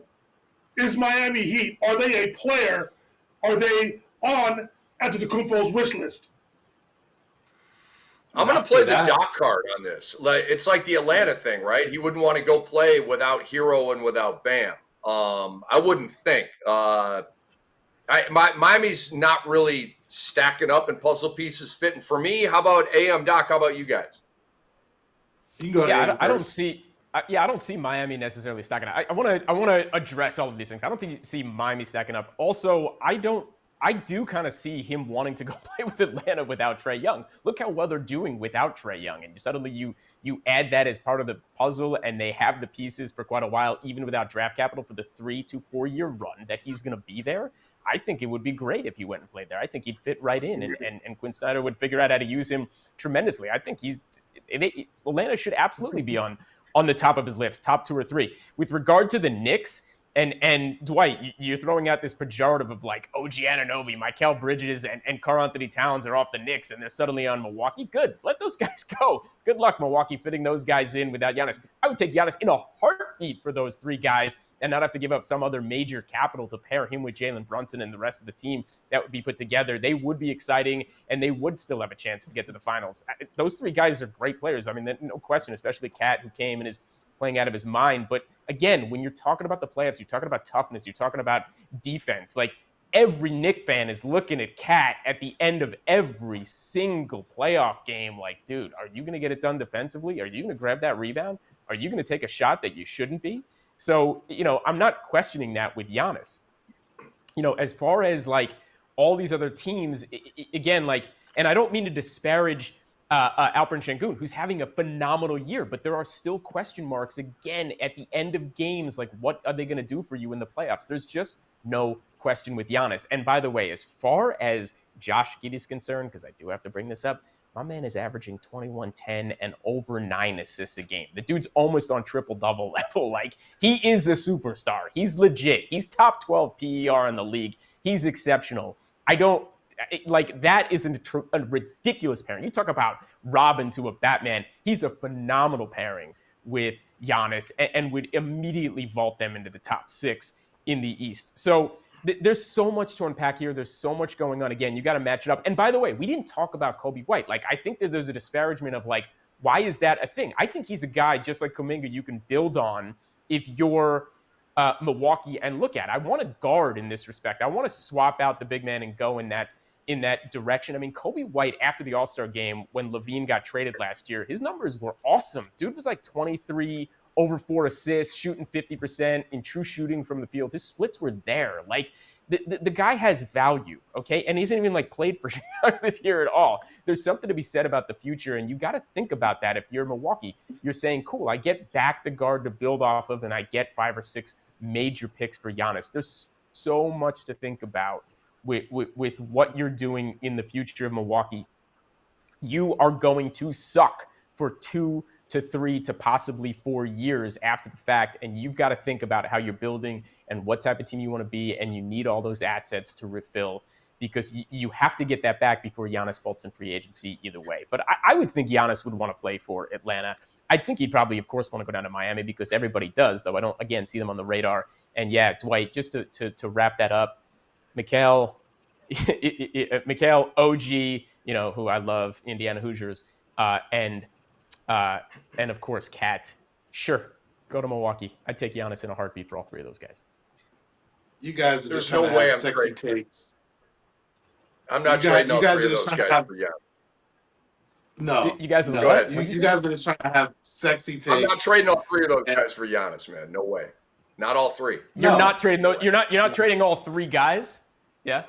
Not all 3. I'll give you Cat. But by the way, I don't think you have to. I mean, I think Dwight's just saying, like, be prepared as a Knicks fan to lose all 3 of those guys. And I'm making the point, like, I would be okay losing all 3 of those guys, but I agree with you. I don't think you have to trade all 3 of those guys. Oh, interesting. So Dwight is saying be prepared to lose like 1 or 2 of those 3 guys, not all 3. I think Dwight's saying he's saying all 3, and I'm mentally prepared to lose all 3 to get Giannis, though I agree with you, Rick, that you don't have to give up all 3 to get Giannis. I think it would be like, my point is it wouldn't have to go in that direction, but I'd be willing to give up all 3 to get Giannis. That's how, because I agree with what Doc is saying. You're not going to the finals with who you have now. Try it with Giannis. But Rick, have you not heard the sneaky stuff that my cousin has said? Listen to what he wants. He wants Antetokounmpo, Bobby Portis, Gary Trent Jr. to play with Towns and Bridges and Anunoby and Josh Hart. How? Yeah, because he wants him as a free agent. That's why. Because if you wait this out, he's saying, like, you said that, Doc, wait this out to free agency. And there's this notion that, like, Giannis is going to go somewhere and be a rental for whoever is trading right now. Like, that's not happening because, again, Milwaukee has to get 5 first-round picks as part of the equation. And no team is giving up the 5 picks for a rental for a year or half a year or whatever for Giannis. There's got to be a mix and match. You've got the apron salary that's going to be part of this. That's why Atlanta makes sense, because Atlanta wants off Trae Young. I think there are times, as well as De'Aaron Fox is playing, that San Antonio is still looking at the contract and is like, how are we going to fit all these guys in and make all this match? We can move off De'Aaron Fox and be just fine and, like, get rid of the salary and then start over and do something different. And if you're getting Giannis back, which is a whole different ball of wax, again, like, the dude is top 5 in the NBA, and he's got 3 to 4 years left of being that guy. So it's big. That to me is big. Put him next to Josh Giddey. I want to see it happen. The CBA exists, fellas. Even if Giannis comes to New York as a free agent, they all can't be there. There's a salary cap. There's luxury tax. There's a first and second apron. Somebody or somebodies have to go. All those guys. At that point, Cat goes, but Mikal Bridges is probably there, and OG probably got traded out for somebody else, and that's fine too. That would be fine too. But that's 2 years. The problem is it's 2 years down the road. You need it right now. You need Giannis tomorrow. You need Giannis, like, healthy, and when he's 32 years old for 3 years. That's your window. That's the next move. What's going on here? It's going to be a 3-year deal with a player option for a 4th. That's when he's going to get signed with his next team. Anybody who's trading for that has to think about that. My cousin and every Knicks fan are going to be crushed when Antetokounmpo doesn't end up there. You don't see how my cousin's acting right now? He's got his hands behind his head. He's just sitting back. He thinks he knows Antetokounmpo's going to end up in New York. It's hilarious. Exactly. I'm pressing the snooze button on that Chicago. That whole Chicago scenario is whack. Not happening. Snooze button every time. No one's talking about it but you, AM. Snooze. It sounds sexy. It sounds cool. Big snooze button on that. So I don't need to hear about no Chicago anymore. Miami, I'm not going to put it beyond Riley. And Miami is a nice place. Giannis's wife, actually, I think they met in Miami, and I think they do like Miami. Miami's a nice destination town. The question is, who is he going to play with? And so, if you have to, maybe as long as they make the numbers match up, that's where I'm going in terms of you have to honor Giannis's request. So, if Miami is on Giannis's request, they're going to make sure the numbers match up and make him happy. And I think it will be something that's fair. Like maybe they get Kel'el Ware, and but I think Norman Powell would stay. I think Bam would stay, and I think Tyler Hero would stay. They would have to give up something else to make the numbers work, get some picks with something else. But I'm sorry, guys. The Knicks thought they were going to get LeBron James back in 2010, too. Didn't happen. No, but the difference is LeBron didn't want to play for New York. He wasn't about that life. He wasn't about that smoke. Giannis wants all the smoke. Giannis wants to be in New York. I didn't hear it. We're actually wired differently, Dwight. People who are from New York are wired differently. That's why I'm shocked about AM. You're not making a way. Like, I don't know why you're so enamored with Chicago, and you're a New York Knicks fan. I'm enamored with the NBA. It's not. I'm enamored with the NBA. I'm enamored with the idea of, like, what it means for Giannis to go to Chicago. I'm enamored with the idea that Josh Giddey is the highest paid player at $25 million straight with no escalation for the next 4 years. That Vucevic comes off the books after next year, but he's still a piece. That you look at Matas Basoulis for 2 more years on a rookie contract. This is what I'm enamored with. I'm enamored with the idea of what Giannis would be to that team, how they could fill out the rest of the rotation, or and the second unit, right? With how they're paying. Like, you look, every time we get on this show, Rick talks about AM Pfeffer, the businessman. I think about things like a GM. as far as the New York Knicks are concerned, as a fan, and I'm looking at them and I'm like, yo, do they have enough to get over the hump and, like you're saying, get to the finals or win the finals? They still could. Mike Brown could figure this out, and the rotations are there, and Cat's got to step up in the playoffs. Again, there's the regular season, and then there's the playoffs. And Giannis is a guy, when you get to the playoffs, who's giving you it on both ends of the floor like no one else in the NBA. Like nobody else when the fourth quarter comes. You're just not questioning whether he's on the floor or not. He could do it all from even from the free throw line, from the three-point line if he has to, certainly defensively and rim protection. These are the nut crunch times. That's what I'm thinking about. So it's like if you're telling me that OG Anunoby, who's hurt here and there, but has the capacity to be a guy who's defending on the perimeter, sure, important, but I'm willing to give him up. Mikal Bridges, who I love, he's on my fantasy team. I couldn't wait to get him back this year in the second time. He's who I'd really be concerned about giving up, not OG and not Cat. I'd happily give up both of those guys. I wouldn't want to give up Mikal Bridges. I could tell you that. But I'd happily give up the other two to get Giannis on the team and whatever picks it's going to take. That's why. I hope that explains where I'm at and the thought process with Chicago. It just makes sense. I agree with you it's not being spoken about, but the reality is it's worth discussing, deep diving, that it makes the most sense for him to be on Chicago. Giannis doesn't want to play in Chicago. That team that why you do you just say? named How do we know? How do we? I'm know? just saying it's on actual paper. That team is no better than any really good Milwaukee team that he's played with. No, that's not what you just said. That. No, forget about the fit. He wants to win. He's not going to win in Chicago. He's not going to win with that roster. He's not winning with Vucevic. He's not winning with Vucevic. He's not winning with Giddey. Phil, will you just say what you want to say? You want him in New York. We understand. No, I actually want him in Golden State as a rental. I want him to win some rings in Golden State as a rental, or actually go to OKC and win some rings, and then he can come to New York and finish out his career because he's about that life. That's what I want. By the way, Doc, you're the one thing about Golden State, and I mentioned them as the desperate team. That is like the one team I see as quote unquote a rental, right? They'd be willing to give up all the draft capital that they're actually sitting on, and they have pretty good draft capital, and give up Kuminga to flesh out the last part of Curry's, the career, and obviously the last part of, the last part of, oh my God, why am I blanking on his name? Came from Miami. I love him. He's an amazing player. Jimmy Butler. Thank you, Jimmy Butler. Right, thank you, Jimmy Butler. Like, the last part of his career, and then Draymond, and again, I think they would get him back. Milwaukee would buy him out. He'd come back to the Warriors. It's a distinct possibility. So I'm with you on that. I kind of like that feeling, like Golden State has this one last grasp, and they could rent him, but 29 other teams can't afford to rent him. Not at all. They'd be giving up too much.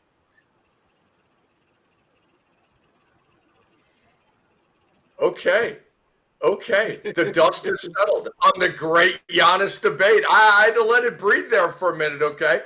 We are Beyond the Surface on the X-Rated Sports Network. Rick Kamla, Dwight Walton, Dr. X, and we also have A.M. Pfeffer. Let's move on, guys. Chris Paul is in the news, as you all know. And so he was fired by the Los Angeles Clippers. There's no other way to put it. They fired Chris Paul, okay? Call it what it is. The Clippers fired him. Kind of like when the Grizzlies stupidly fired Dillon Brooks. Remember, they scapegoated him for losing in the playoffs? He was acting the fool and stuff like that, but I love Dillon Brooks. How dare you fire Dillon Brooks? Remember, like, one day later, they were like, we're not re-signing Dillon Brooks. I'm like, they just fired Dillon Brooks. They just said, yeah, we're not renewing your contract, which is business code for you fired. So the Clippers made this stunning decision overnight to part ways with Chris Paul after a 3-hour late-night conversation, literally in the middle of the night, between Clippers president of basketball operations, Lawrence Frank, and Chris Paul at the team hotel in Atlanta. Shams Charania reports Paul was not on speaking terms with Tyronn Lue for several weeks. This is all from Shams. Okay, Paul and his leadership style clashed with Lue and the Clippers. You don't say.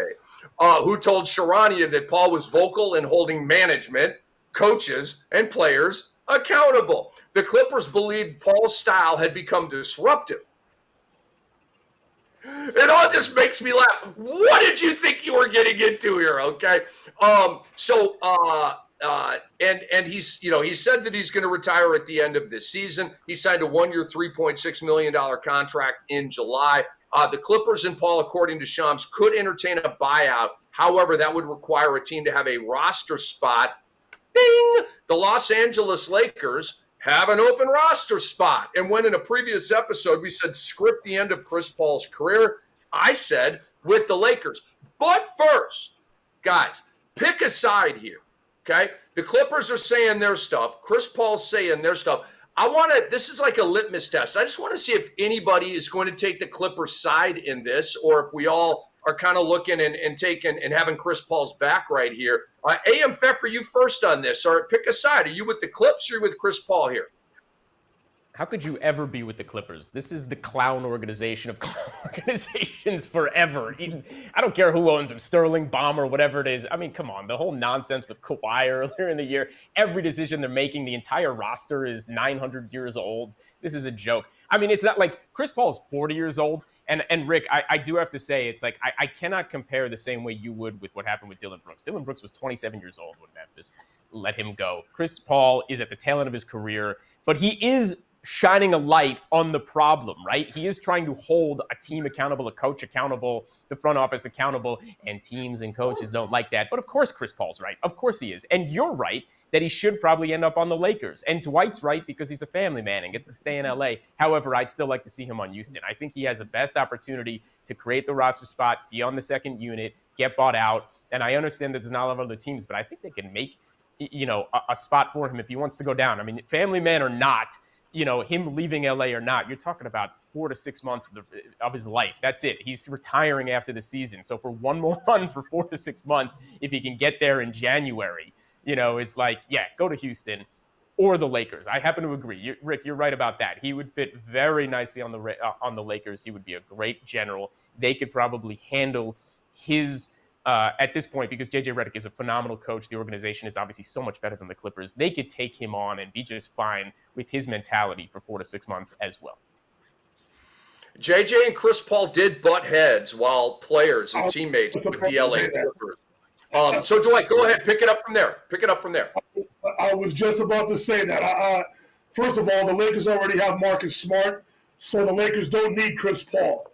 And to your point, Rick, JJ Redick is a very strong personality. Chris Paul probably has an even stronger personality. And that's exactly why the Clippers made the decision as a whole to cut ties with Chris Paul. Just think, whatever we're hearing as fans and as media through the grapevine, it must be 100 times worse than what we're actually hearing. And they just probably got fed up with Chris Paul and said, you know what? We can't deal with this. So I know your question is, who are you siding with? I don't think I'm siding with either Chris Paul or the Clippers. I just think Chris Paul's personality got him, as to your point, Rick, got him fired. You hear DeMarcus Cousins talk about, you know what, let's respect Chris Paul as a player, but personally, I hate Chris Paul's guts. That's the type of personality Chris Paul has. He's tough to deal with. And I can't see him going to any other team that is contending right now, because if it's playing time that's bothering Chris Paul, what team is he going to play for that's currently contending? He's not going to go play for a team just so he can get playing time. He's signed with an LA team for a reason. He wants to be there with his family, his friends, take his kids to school, make them breakfast in the morning, pick them up from school in the afternoon. Yes, there's a couple, maybe the Rockets, maybe the Timberwolves. I don't know. But there's a reason why Paul signed in LA, this time with the Clippers. He's not going to the Lakers because Marcus Smart is already there. And I can just see he and JJ Redick, Clash of the Titans. Their personalities are very strong. There's a reason why the Clippers did this. They tried to give it a chance, and when you hear Tyronn Lue say in his press conference that it just wasn't a good fit, that's code word for me saying we got tired of his quote unquote leadership skills. It was too much. He was talking too much, and they just figured, you know what? Let's cut ties now. You don't disrespect a future Hall of Famer at 40 years old in the middle of the night, and you get rid of him. He announced his retirement in his home state of North Carolina. He's from Winston-Salem, went to Wake Forest, played for the then New Orleans Hornets, but there are ties to Charlotte, obviously. There's a reason why Chris Paul announced his retirement tour for the rest of the season. Then 1 week later, the Clippers are cutting Chris Paul.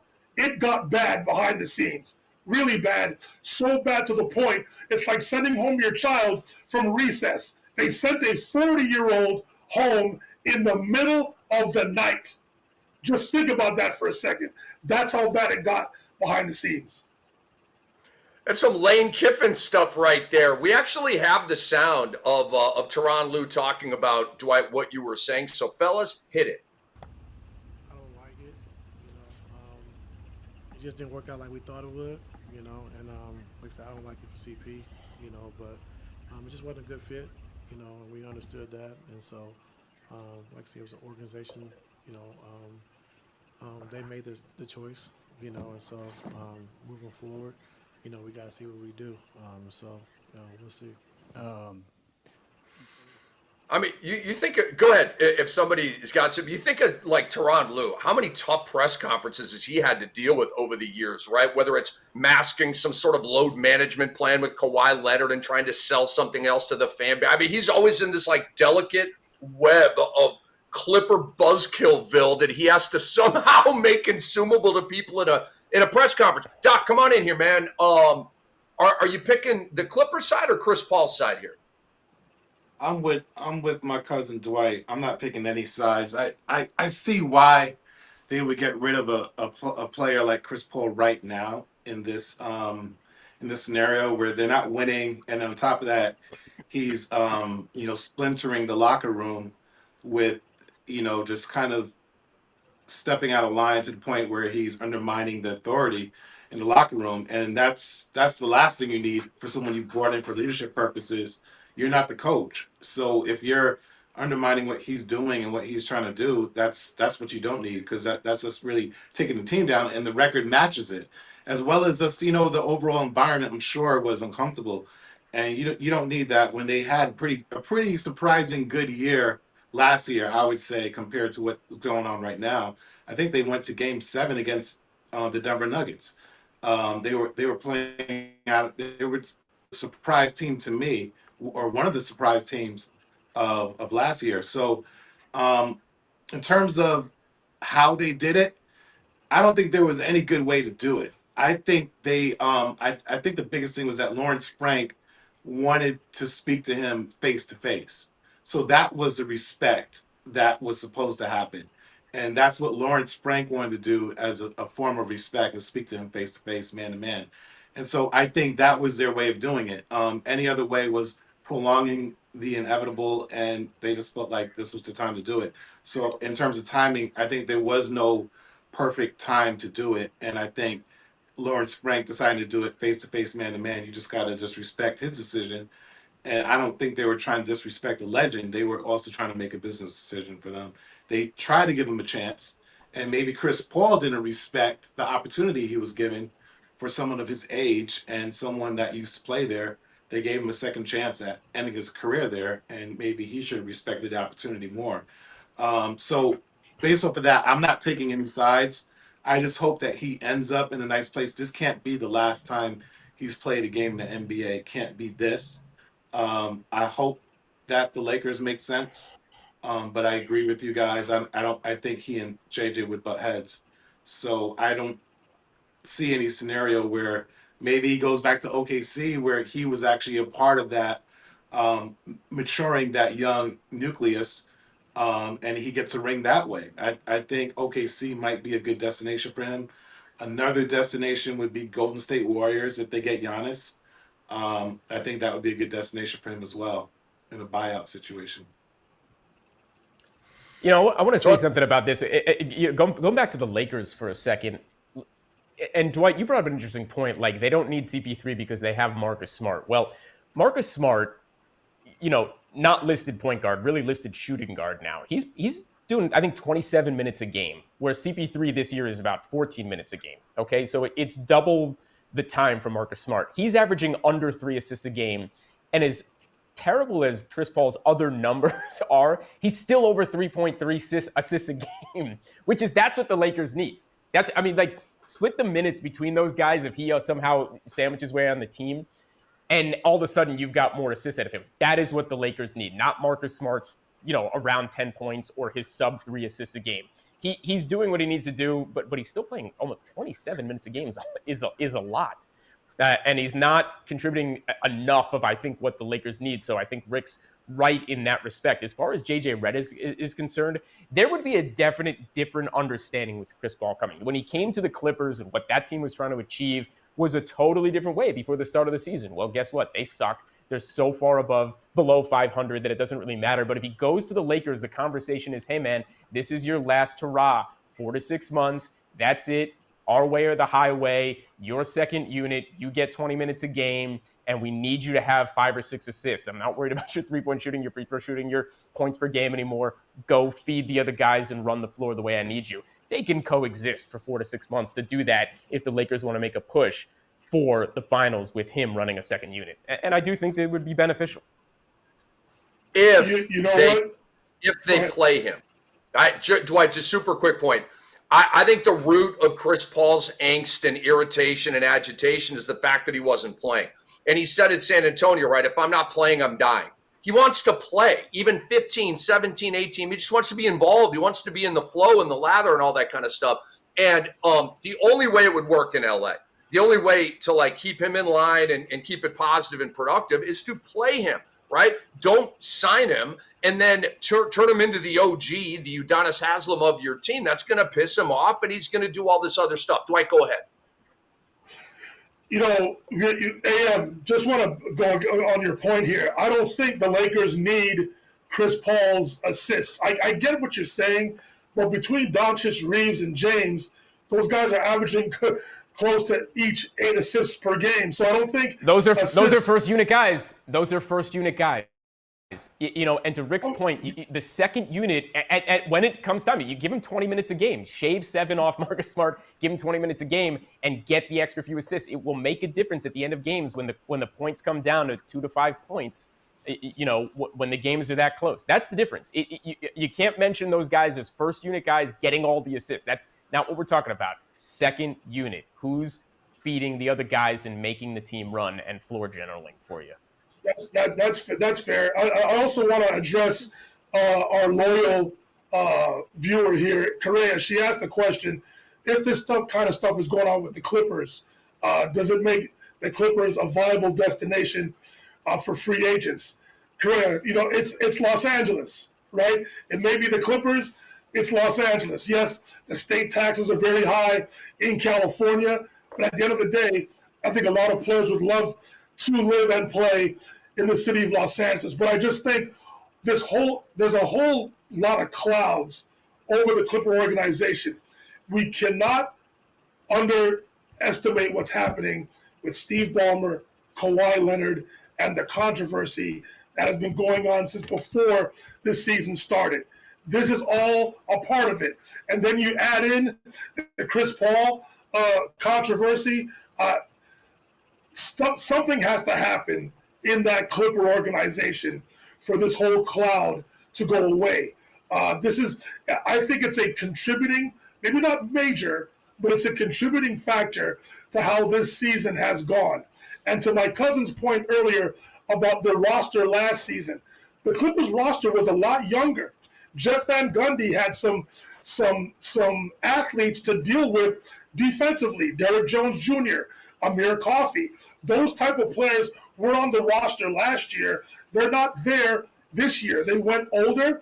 They thought if they can get a deeper roster, but a more experienced roster, that would take care of itself. But in a very competitive Western Conference, you can't afford to get off to a 5-16 start and think you're going to be capable to get back during the regular season. As I've said ad nauseum on this podcast, the Warriors and the Clippers were built for playoff success. The problem with that is that you got to get through the regular season in the Western Conference and at the very least get into the play-in situation. If you don't do that, it's a waste of time.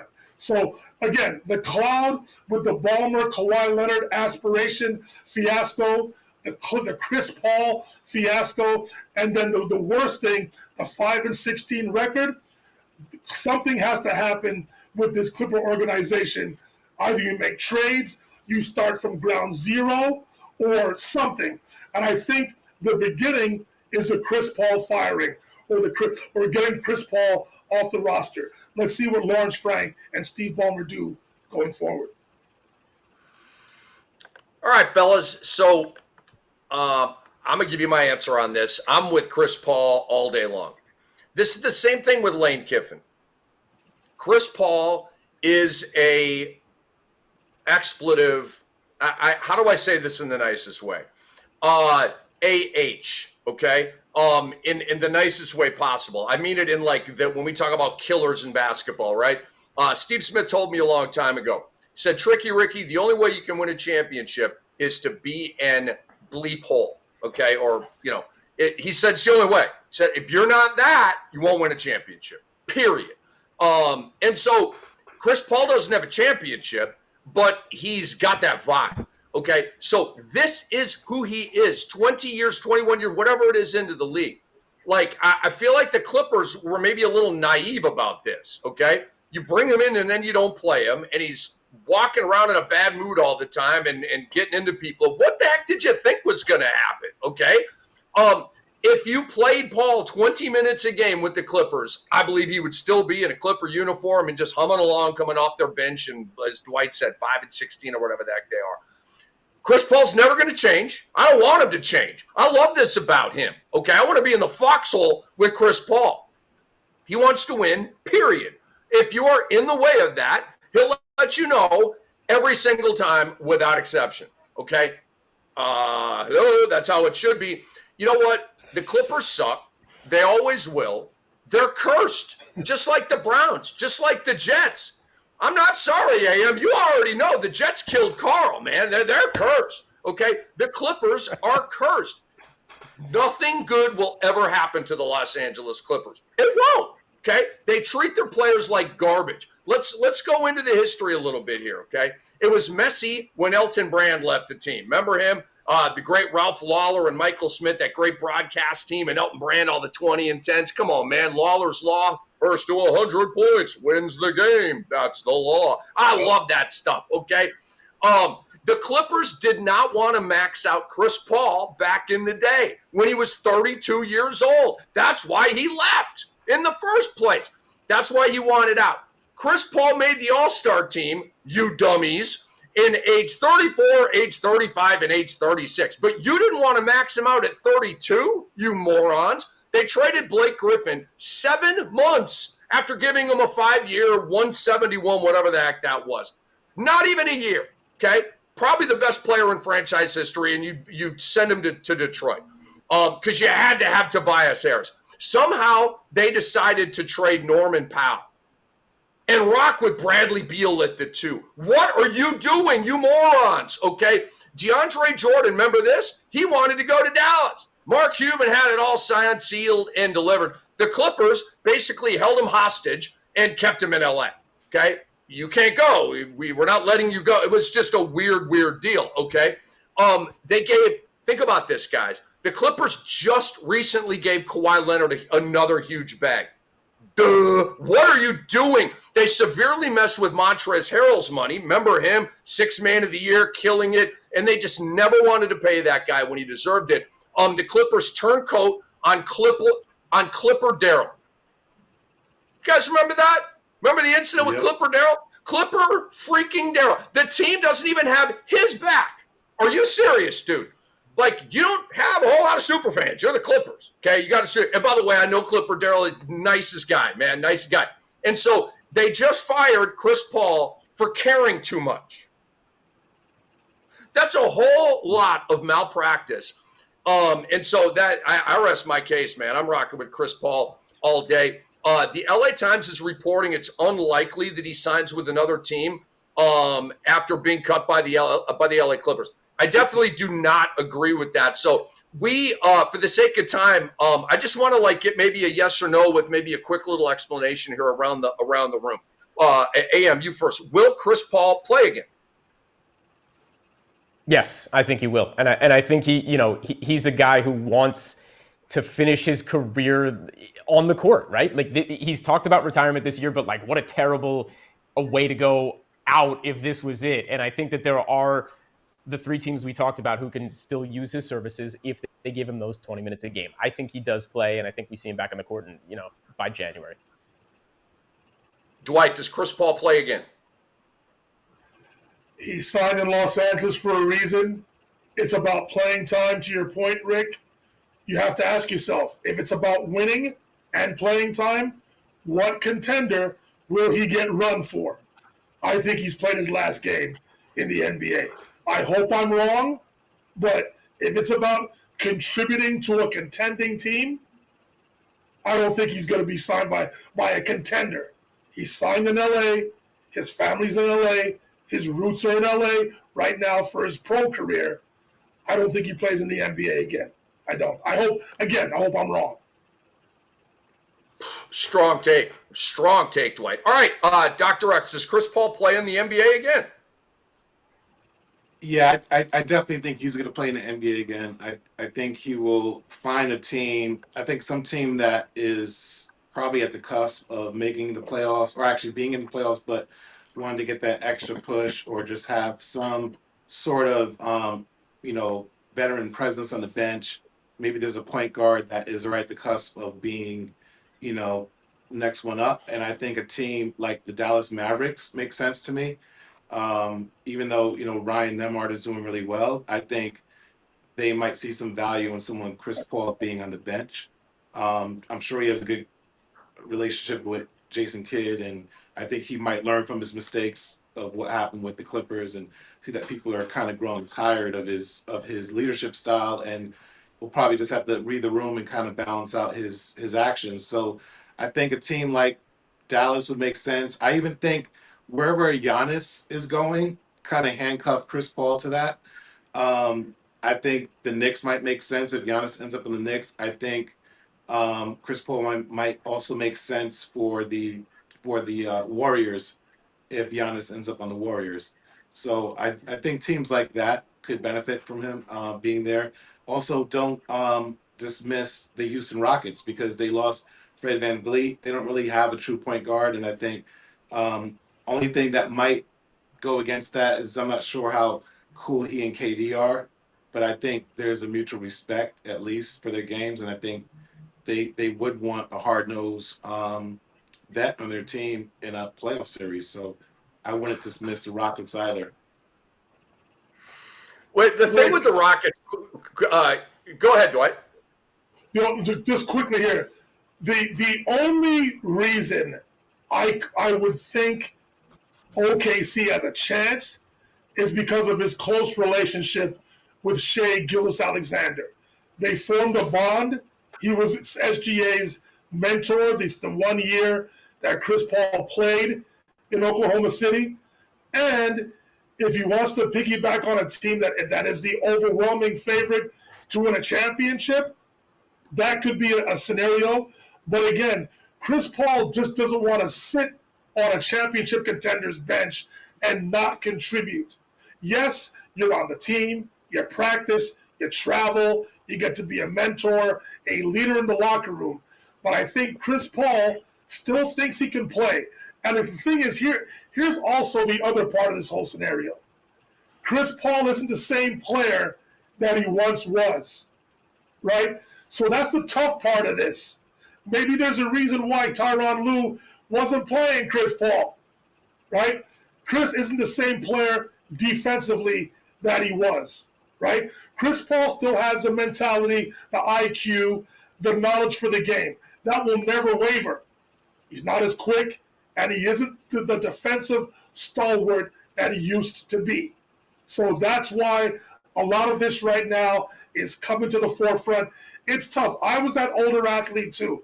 It's tough to be told that your services are no longer needed. It's your professional immortality here that's being questioned, and when you're being slowly shoved out the door, it is a major blow to an athlete's ego. Trust me, it's tough. Very tough.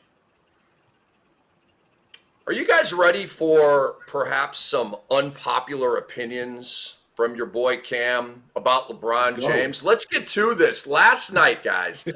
Last night. So awesome, right? LeBron into the corner, Rui Hachimura, bang, and they beat Toronto at the buzzer. Sorry, Raptors fans. Great game.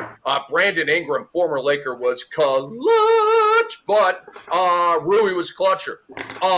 Is that a word? Anyway, here's the question. Is Father Time finally catching up to LeBron James? LeBron's run of 1,297 consecutive double-digit regular season games ended last night. He had 8 points, okay? So Reeves is double-teamed, gets it over to Bron. He's confronted by a defender, but I thought Bron already had it in his head. He knew what was going on. You get it to the middle, you kick it to the side, right? Because there's 2 over here, they're loaded over here. There's going to be some space and an open shot over here. It's just basketball brilliance. That's exactly what happened. Okay, Rui Hachimura, wide open. Corner, Rui the winner to win the game. Yeah, Billy Mack and Stu Lance. Let's go, man. Let's go. They're right up there. I love those dudes, especially Stu Lance. Dude, how many analysts do all of the rollouts to break? One. His name is Stu Lance. Billy Mack doesn't take him to break. Ever. That's Stu Lance every single time. Stu Lance, we love you out here.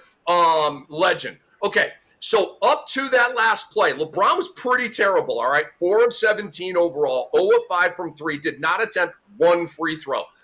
8, 6, and 11 was his points, rebounds, assists. It's one of the worst stat lines of LeBron's career, but a heroic decision gets the Lakers a win, and the love fest continues. LeBron had the rock with that chance to win, all right? Made the right basketball play. Just like LeBron did so many years ago. Remember when he passed the shot to Donyell Marshall, who missed, and they lost, and people lost their minds. LeBron lacks killer instinct, all that bullcrap. Or the time in the Lakers Heat series in the bubble when LeBron passed to Danny Green, also missed the shot. They also lost, and a lot of those naysayers came back out. We talked about it on NBA radio, me and Antonio Daniels. And we were in LeBron James defense mode for 3 hours that day, okay? Just like LeBron did, he did it again, okay? So let's not be surprised by this. But this is not an example, guys, of lack of killer instinct, okay? So if anybody out there is thinking that, because that narrative, as lame as it is still out there, this is a basketball genius winning a game and putting a W above an individual accomplishment, okay? He had an opportunity to drive on that guy and score to win the game and to get points 9 and 10 and continue his streak. But it didn't matter to him. He made the right basketball play. This should be honored, okay? Not criticized. I love LeBron. I want him to remain Iron Man forever. I am Iron Man. Like that, like Ozzy sang back in the day. But there is another superhero or villain lurking. They haven't made a comic book or a movie about him yet, I don't think. But it's Father Time. All right, he wears a cape too. And Father Time is currently winning the battle with LeBron James for the first time in LeBron's career.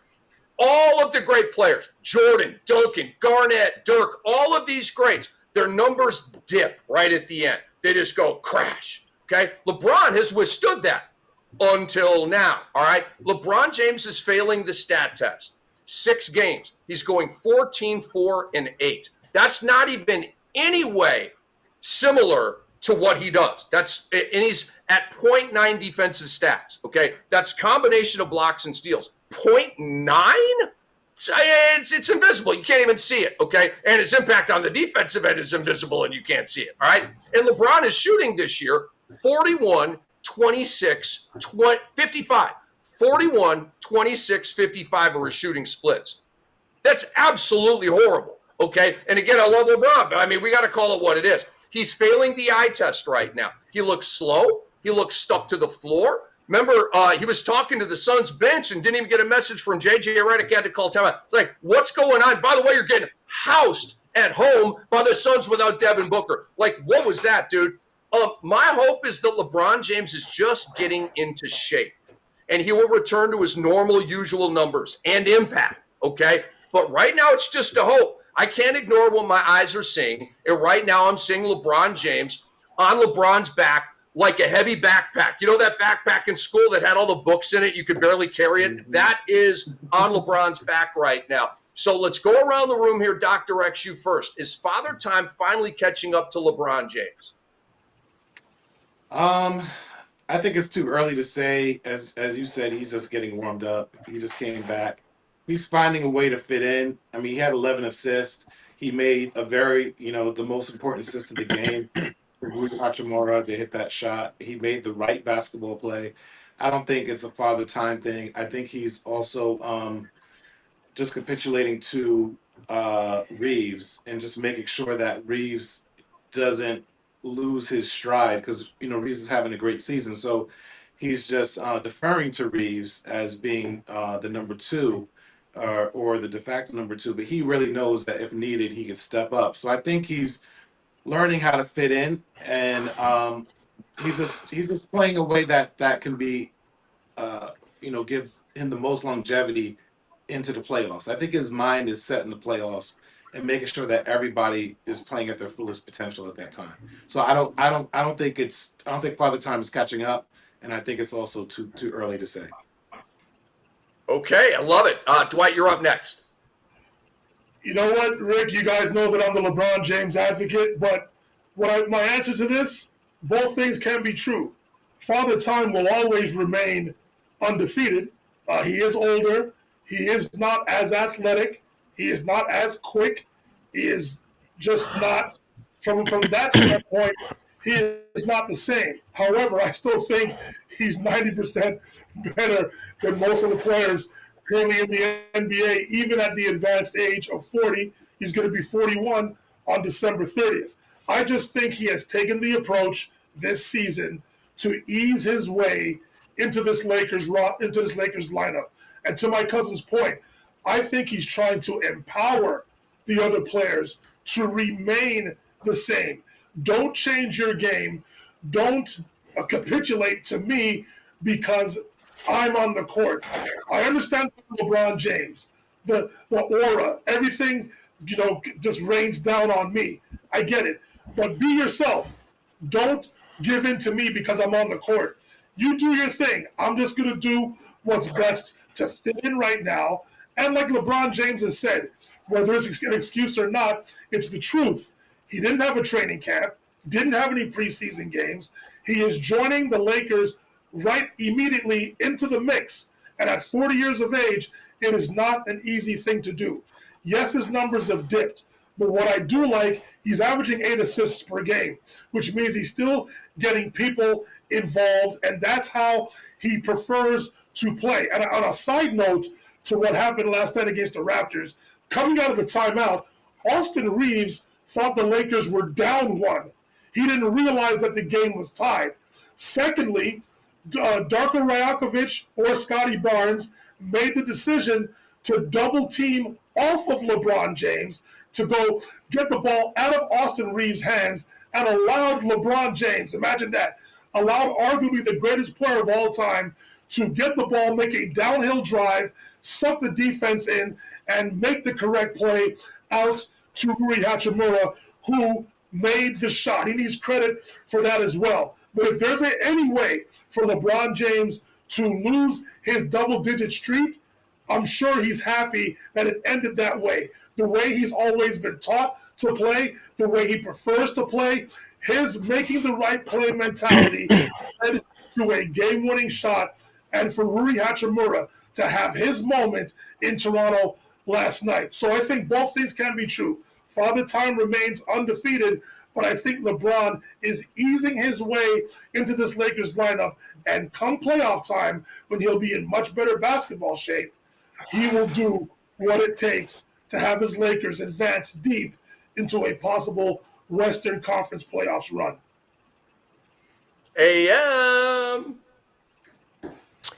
Is Father Time catching up with LeBron James? Do owls judge you quietly? Does laundry pile up when you're not looking? Do dads of toddlers make terrible dad jokes? Yes, Father Time is catching up with LeBron James. But guess what? When he made that pass and Rui hit that shot, he partied like a little kid, and he Oh, shared his cake too. He mobbed his teammate with all the other guys on the team. He pumped his fist, and he might as well have been 21 years old again. And that's all that matters.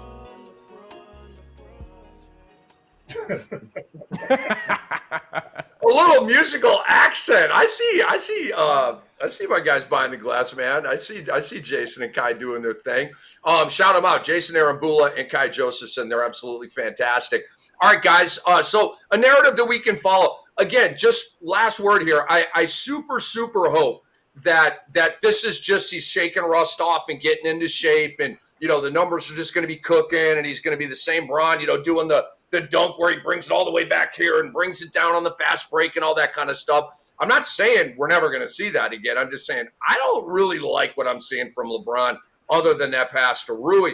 All right, let's have some fun with this one. We don't have to spend a ton of time on this, but we had Isaiah Stewart and Bobby Portis went nose to nose. Okay, Isaiah Stewart got ejected. He already had a technical, and they went double techs, which was a good ruling on the deal. But Isaiah Stewart went right up into Bobby's face and just put the fist up like this, like, do you want this? Dude, Hulk smash, dude. Do you know that Hulk smash? And they call him Beef Stew.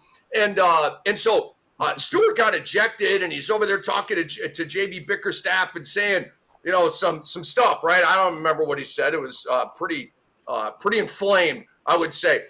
Stewart showed him the fist. Bobby kind of grabbed it and pushed it away. Honestly, I like the restraint shown by Stewart because that's Bobby Portis. He's one of the tough guys in this league. Stewart could have completely clocked him, blows flying, suspensions, the whole thing. But thankfully, none of that happened. And so I want to go to Dr. X. I want to go to Dr. X first on this. It's simple. Who you got? Beef Stew or Bobby P? Well, man, when you mention Bobby Portis, and in this respect, you have to mention his nickname, which I think a lot of Knicks players or Knicks fans refer to him as Crazy Eyes. And I think the last person we had with the Crazy Eyes was Kurt Thomas. And so I think I'm about to go with Bobby Portis because even though I know that Beef Stew, Isaiah Stewart, is a trained boxer and he's Jamaican and he's from Rochester, New York. It's something about the Crazy Eye players, man. They just don't stop. He can lose an arm. He can lose an eye.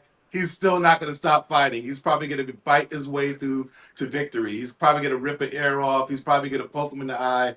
I think Bobby Portis is probably going to throw the hands, but he will never stop. He'll do everything possible to win that fight, even if he's losing. So I have to give the I have to give the nod to Crazy Eyes. Dwight, how about you? Beef Stew or Bobby P? I'm gonna echo my cousin's sentiment. Beef Stew is Jamaican. He is a trained boxer, but Bobby Portis, he got me when he punched out his teammate Nikola Mirotic when they were teammates back in Chicago. That punch was heard around the basketball world. I remember that like it was yesterday. And I don't know where Isaiah Stewart is from, if he's from the hood or from the streets or not, but Bobby Portis just scares me. Those eyes, and he didn't back down to Isaiah Stewart. There's something about Bobby Portis and his character. He is one tough brother, and I think I'm going to go with Bobby Portis here. Listen, Isaiah Stewart is tough as nails as well, but this that makes me scared. He'd be somebody I don't want to see in a dark alley. That's for sure. AM, Beef Stew or Bobby P? I mean, I love what Beef Stew did. I love the fist up in Portis' face because in today's NBA, that's as close as you could get to a fight without it actually being a fight. And it was just kind of awesome just to see it go up there like fisticuffs are coming. But Bobby Portis, to Dwight and Doc X's point, dude's got a great history, and he just has those eyes, man. And he just has that look, and he just instills fear in everybody, myself included. Bobby Portis all day, every day.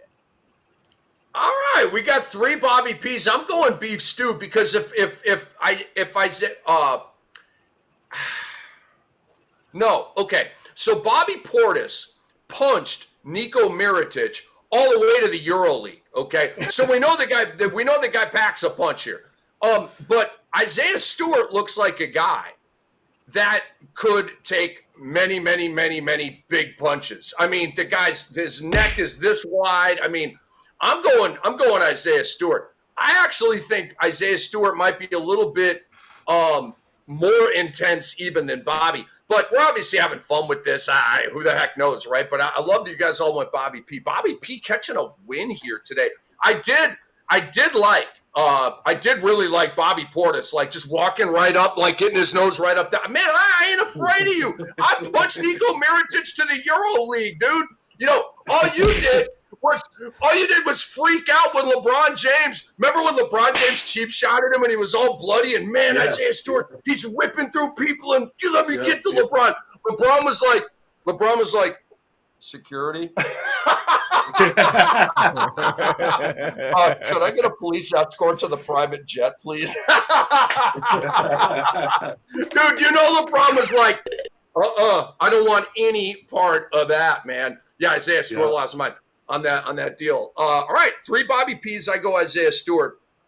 And fellas, all right, let's move on here to the NFL. We'll have to move some of these NBA topics to next week. I mean, that Giannis thing was hot, and the Chris Paul thing too. So it was. So Dwight, I want to start with you here.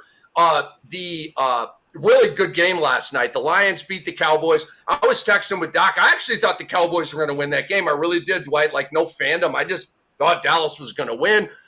Shout out to Jahmyr Gibbs, by the way. Went off again. But let's get to the question here. So, obviously, a very damaging loss for Dallas. Huge win for Detroit. Both are still below the playoff line, by the way. Dallas is 6-6 now. And their little momentum and winning on Thanksgiving, like it took a hit last night. So the question is, and Dwight Walton, you first, time to stick a fork in the Cowboys. If you go by the percentages, yes, it is. Unfortunately, they're pretty much going to have to win out. Their loss to the Carolina Panthers hurts a lot more than their loss to the Arizona Cardinals, although both losses really hurt. They had a chance to improve their percentages to make the playoffs if they had won last night. Now they're down to 8 or 9%, whichever website you look at. It's going to be a tough road to hoe. Can they win the remaining 5 games that they have? I believe they play the Vikings, the Chargers, the Giants, and the Giants. So they have 4 games left, right? You would want to. Well, you can bank that win against the Vikings. I tell you that right now. You can chalk that one up. Can they win the final 4 games? The game against the Chargers, I think, is the one that concerns me the most. But last night's was a tough blow. Again, if you're giving me 8 or 9%, there is a chance. As a Cowboys fan, I want there to be a chance. But realistically, I think it's time to stick a fork in the Dallas Cowboys. Unfortunately, I do love their future. I think a lot of their warts defensively showed up again last night. Dan Campbell came into the game with a concerted effort to buoy the Cowboys' defensive line up front.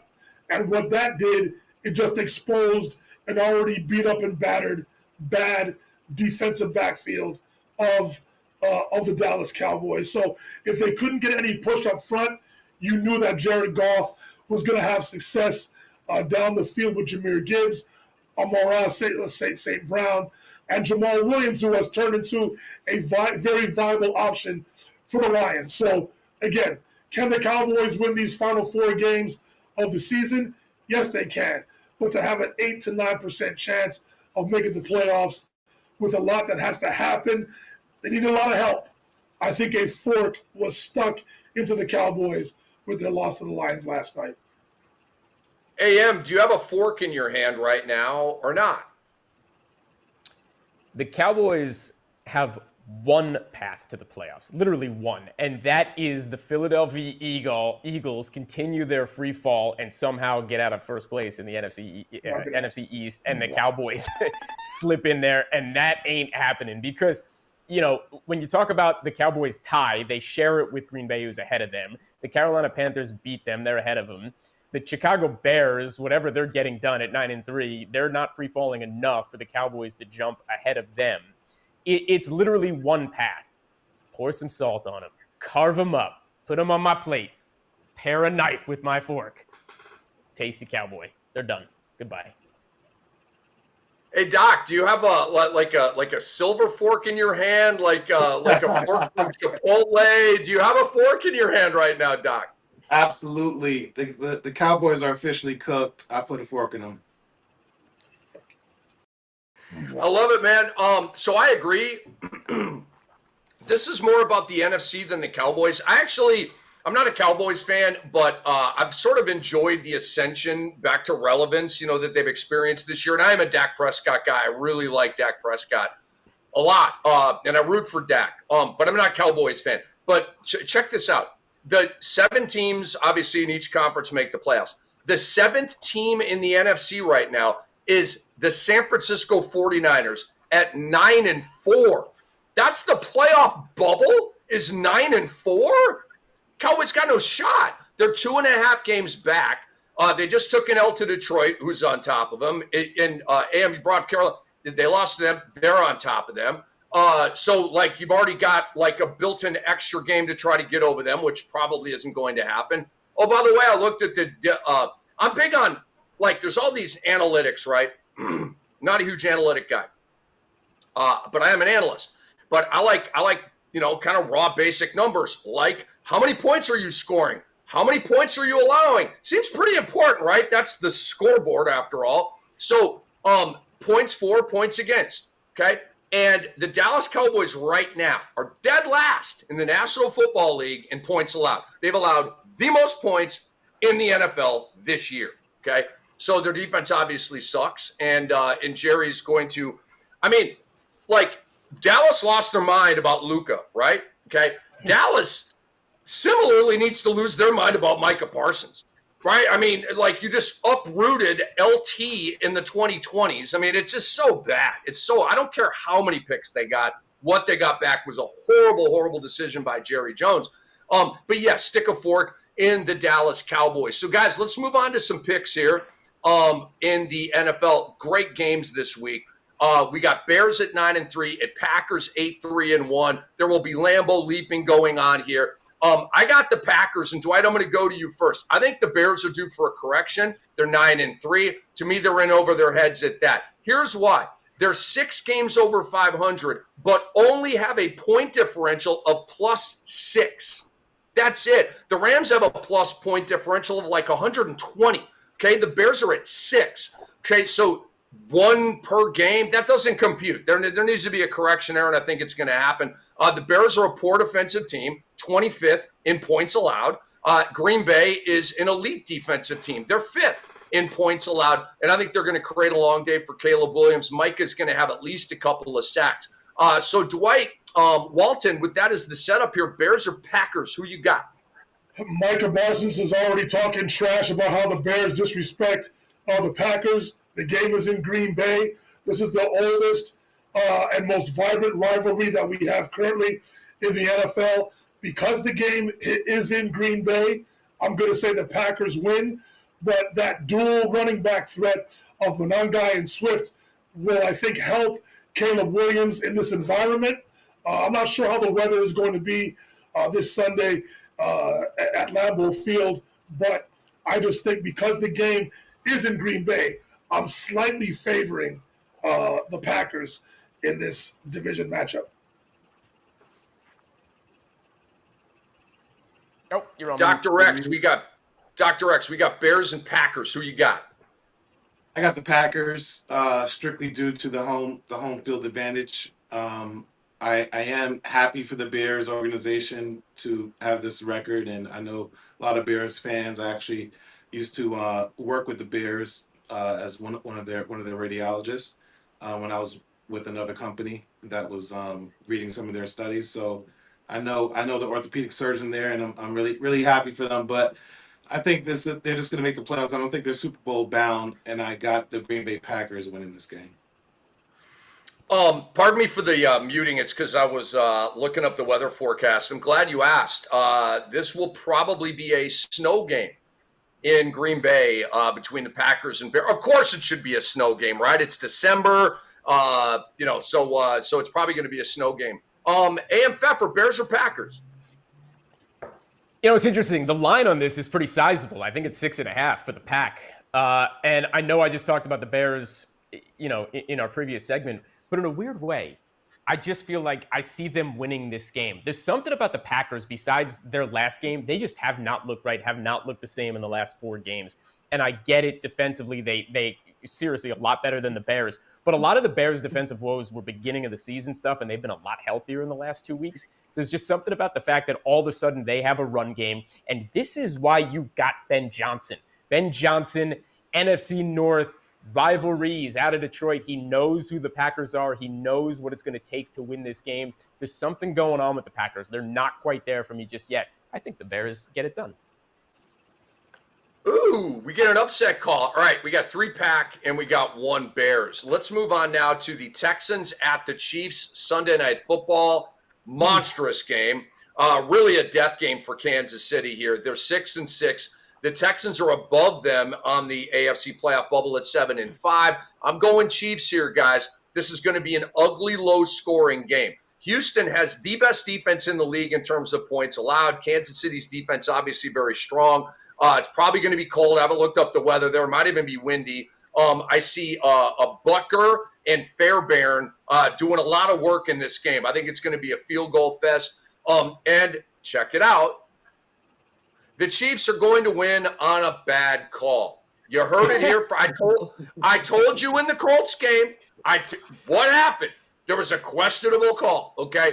I'm telling you right now, you've got Texans or Chiefs. You've got the cash cow versus the Texans, okay?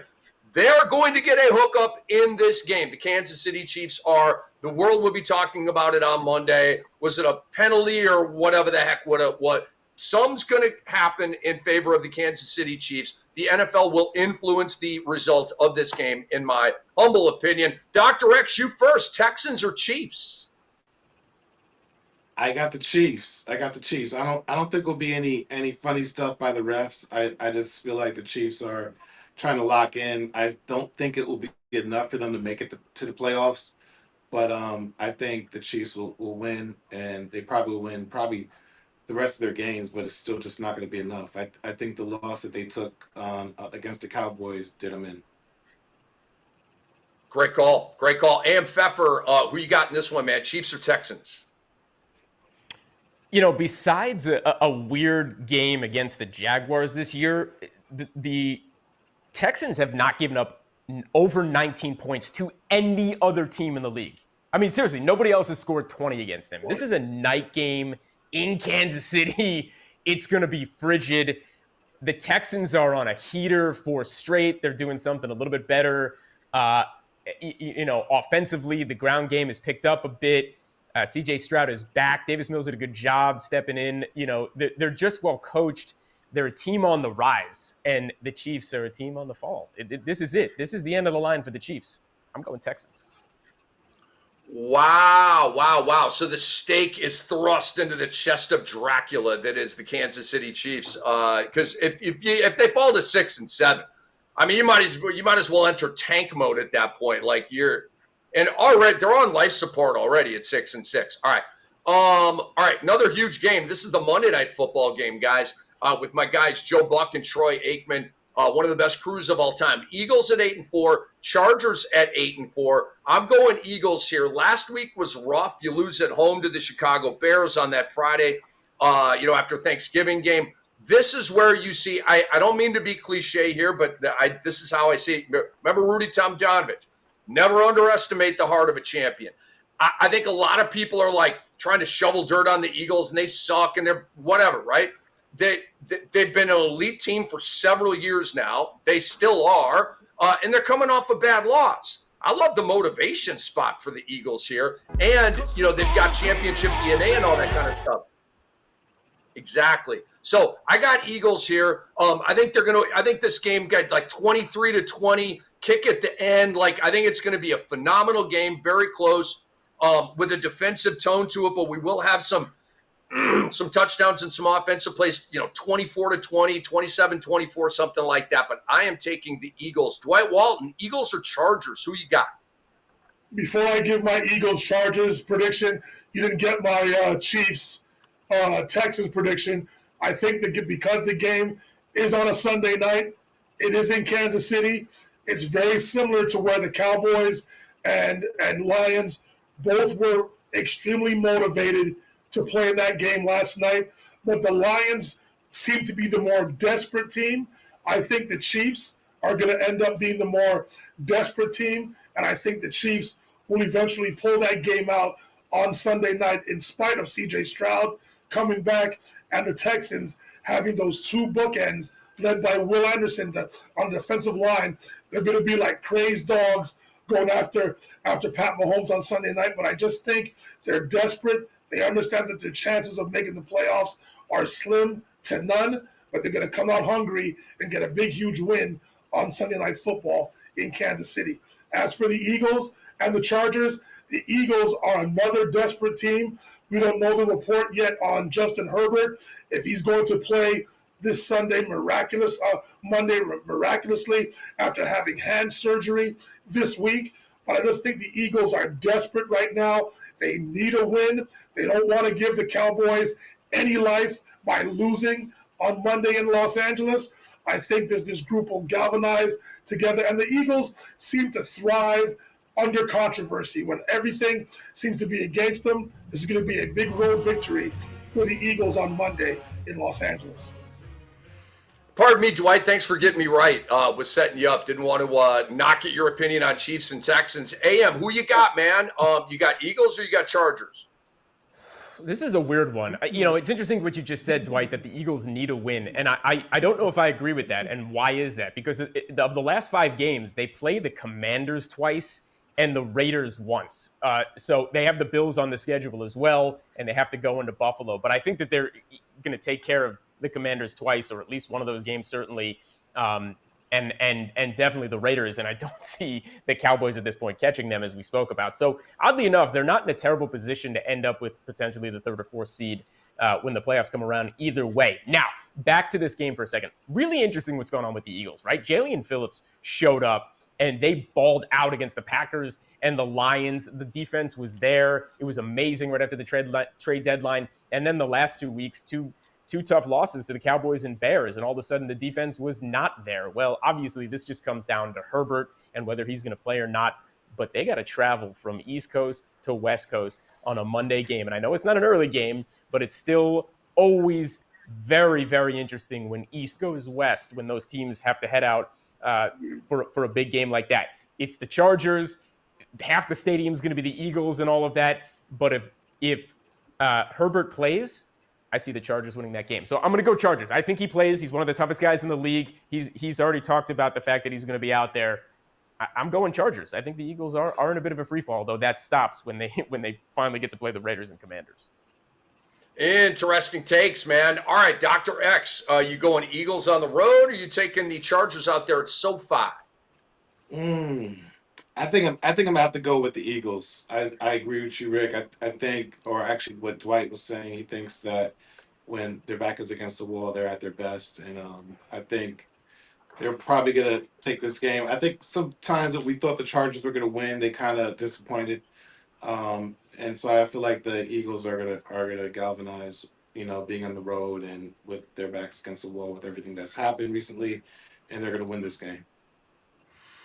That is Dr. X, a.k.a. Dr. Phil McDonald. We have Dwight Walton. We have A.M. Pfeffer. I am Rick Kamla. We are Beyond the Surface on the X-Rated Sports Network. It is time to rant, fellas, and then do a shout-out and move on to the weekend and all the great ball that we're going to be watching here. If one more person tries to get Mike Tomlin fired, or to Penn State, or to the Citadel, I'm going to lose my mind. God bless the Citadel. I love the Citadel. But it's so stupid to me. It's disrespectful. Stop acting like Mike Tomlin isn't a GOAT.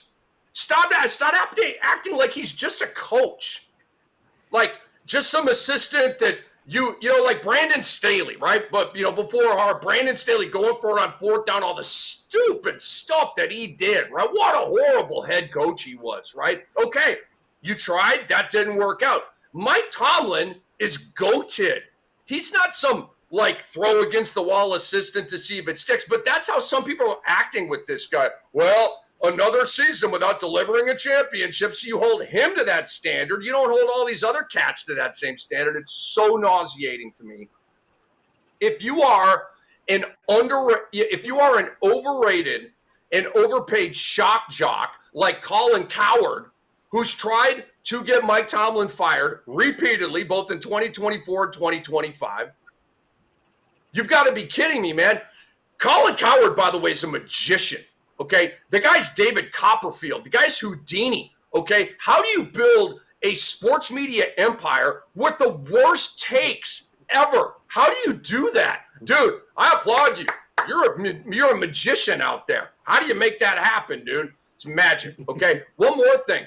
Trying to get Mike Tomlin fired is like trying to talk to your wife when the Housewives of New Brunswick are on. Okay, hey baby, should we go to that sushi place that we like on Friday? Just they're bickering, they're quarreling. I have to hear this, right? So yeah, it's just you're barking up the wrong tree. And if you guys could roll the tape of what Mike Tomlin said when some reporter asked him about Penn State, guys.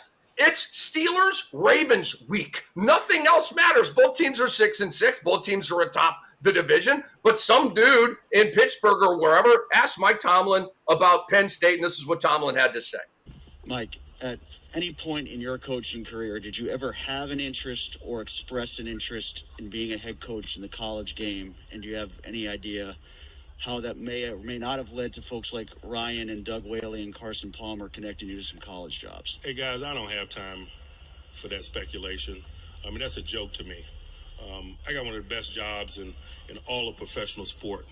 Why would I have any interest in coaching college football? That'll be the last time that I address it. And not only today. Get him, Mike. Let's go, Mike Tomlin. Let's go. I want to run through a wall for this guy. I don't even want to play football. I don't want to get hurt, but I'll play football for that guy, 56 years old. Come on, Mike Tomlin.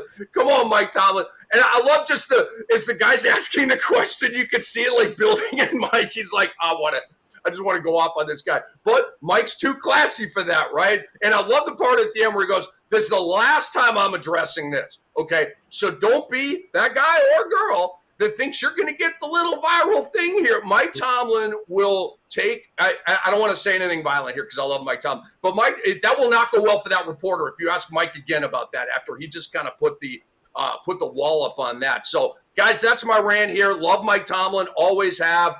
Here we go, another year. And, guys trying to get Mike Tomlin fired and the Rooney family's laughing like, why would we fire this guy?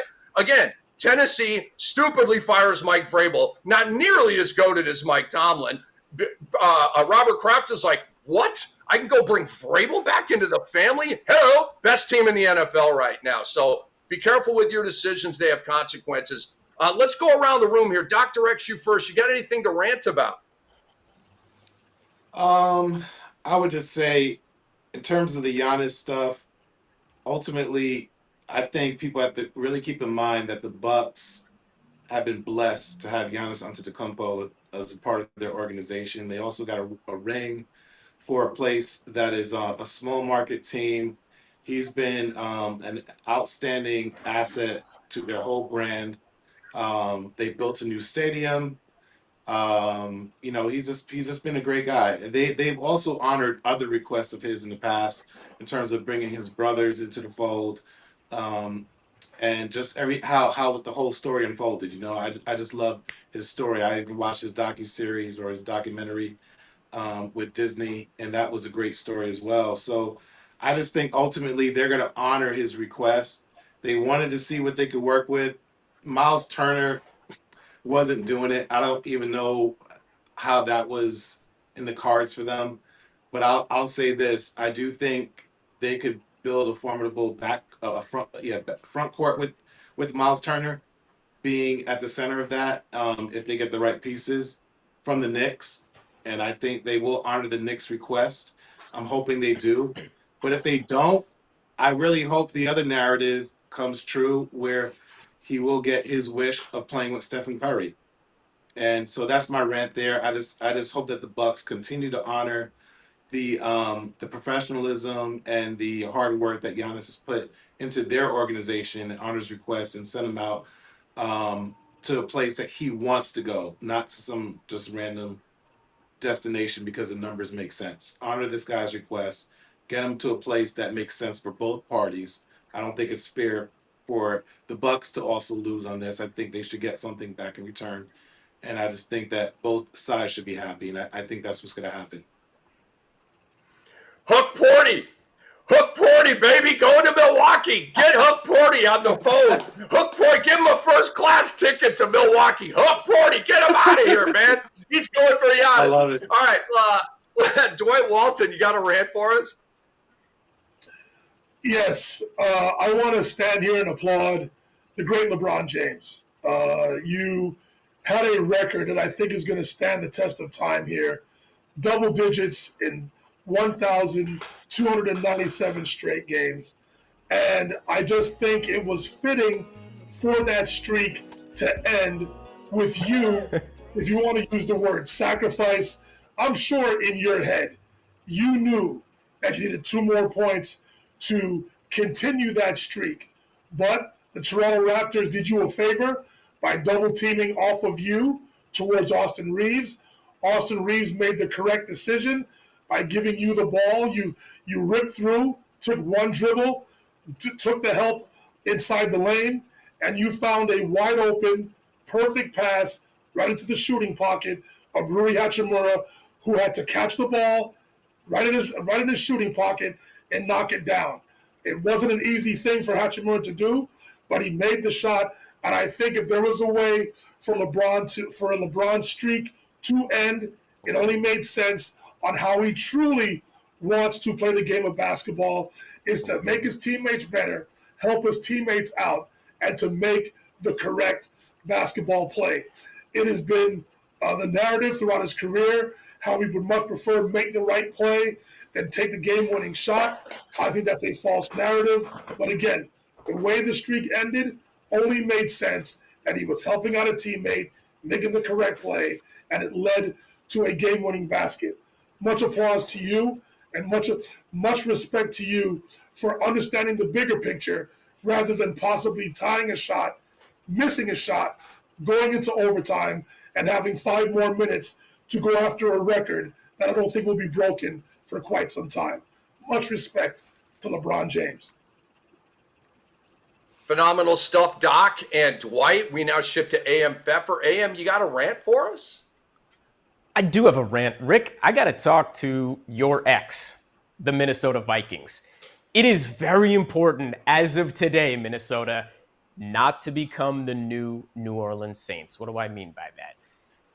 The Saints, since Drew Brees' retirement, are 30-36. But the mistakes that they have made in kicking the can down the road, trying to keep all these aged veterans on the team, right? They play more cap gymnastics than anybody. Every year they start out, they're way over the cap, and then they've got to restructure everybody instead of starting over, and they end up at the bottom of the league, and they're wasting everybody's time. The Minnesota Vikings are sadly just about in the same place. Let me take you back 2 years ago to the draft, right? Look, nobody blames you necessarily for what you did. You took J.J. McCarthy before you even knew what Sam Darnold was. You had signed Sam Darnold already, but you didn't know he was going to turn out the way he was last year. Despite his last 2 terrible games, he played an amazing season for you, and then you jettisoned him and sent him to Seattle. We understand that. Daniel Jones was in the building at some point last year. You let him go. He's had a resurgence in Indianapolis, though the last couple of games he's turned a little bit more back into Daniel Jones, obviously. You traded with my New York Jets to leapfrog the Denver Broncos to pick J.J. McCarthy, even though the Broncos were clearly tied to Bo Nix and they were going to take him anyway, so you gave up a couple of picks just to do that. Still, that's not the point. The point is, at some point, you're going to come to the realization he's not your guy and you're going to move off from him. But you are $30-some-odd million over the cap as of next year already. So what are you going to do? Are you going to play the gymnastics that the Saints have played, where you're going to start redoing contracts, kick the can down the road, think you're still going to be competitive? No. That's not what you need to do.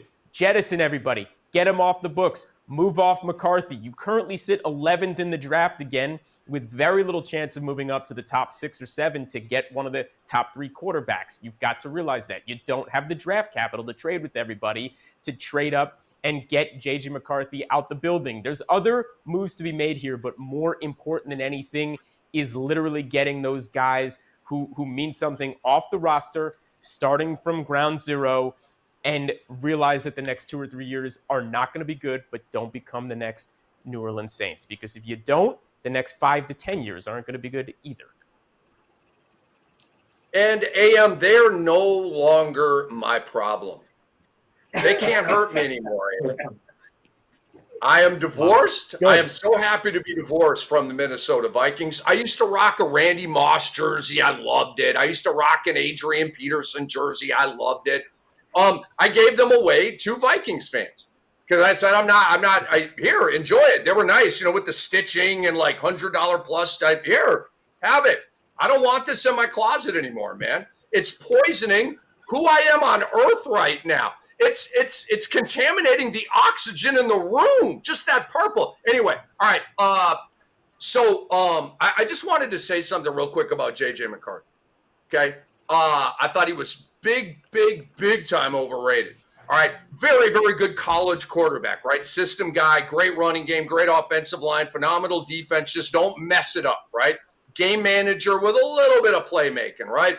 Everybody going on and on and on about this guy. What a great draft prospect he is. I'm like, you guys are nuts. You're out of your minds, And I love Joel Klatt, but Joel Klatt, Kirk Herbstreit, love him too. They're going on and on and on about J.J. McCarthy. I'm like, you guys are so wrong right now.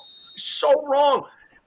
Think about this. The Minnesota Vikings, and I told them before this draft, Bo Nix was way higher on my draft board than J.J. McCarthy. They drafted J.J. McCarthy over Bo Nix. So wing and a miss. They drafted J.J. McCarthy over Brock Bowers, the best tight end in football right now. I didn't even care who their tight end was at the point. So wing and a miss. J.J. McCarthy didn't get a first-round grade from me. I would have picked at least 32 players over J.J. McCarthy in that draft. Anyway, off my soapbox here, and I want to dial it down here a little bit because I want to do a shout-out before we get out. And salute a couple of members of the NBA family that we lost recently. We recently lost Eldon Campbell, 15-year NBA veteran. The LA Times reported his passing, spent 8.5 years with the Lakers, won an NBA championship in 2004 with the Pistons. Also, we lost Rodney Rogers recently. So, God bless your journey to heaven. And condolences and strength and love to all the family and friends of Eldon Campbell and Rodney Rogers. And so this shirt right here, and I mean this, I think I personally, guys, when somebody passes, I feel like the best way to honor them, celebrate them, pay tribute is to tell stories about them and personal connections that we've had with them, right? And so Eldon Campbell was on that 2004 Pistons team. It's the only championship locker room I've ever been in, spraying champagne and stuff. So somebody threw this shirt to me. I just threw it over my suit and was just in the locker room. Well, they're spraying champagne. We all got sprayed with champagne.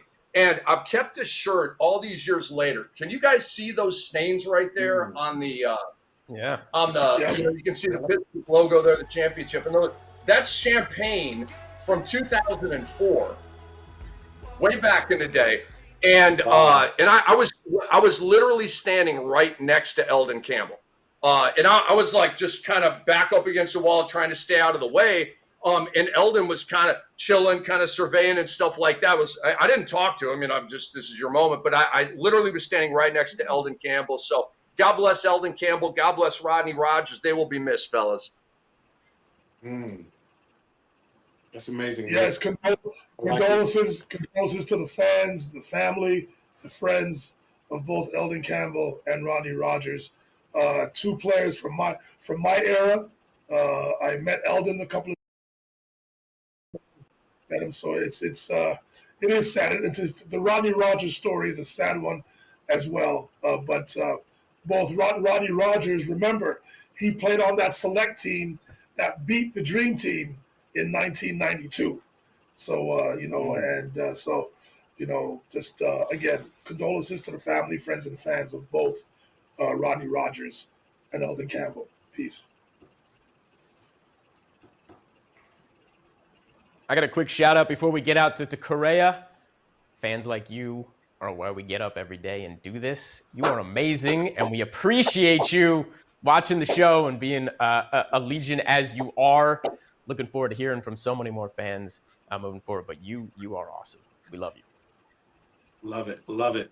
Yeah, I have a quick shout out. Yes. I have a quick shout out to my wife, number one, for telling me to watch that Allen Iverson documentary, because I had watched another documentary of Allen Iverson. There you go, baby.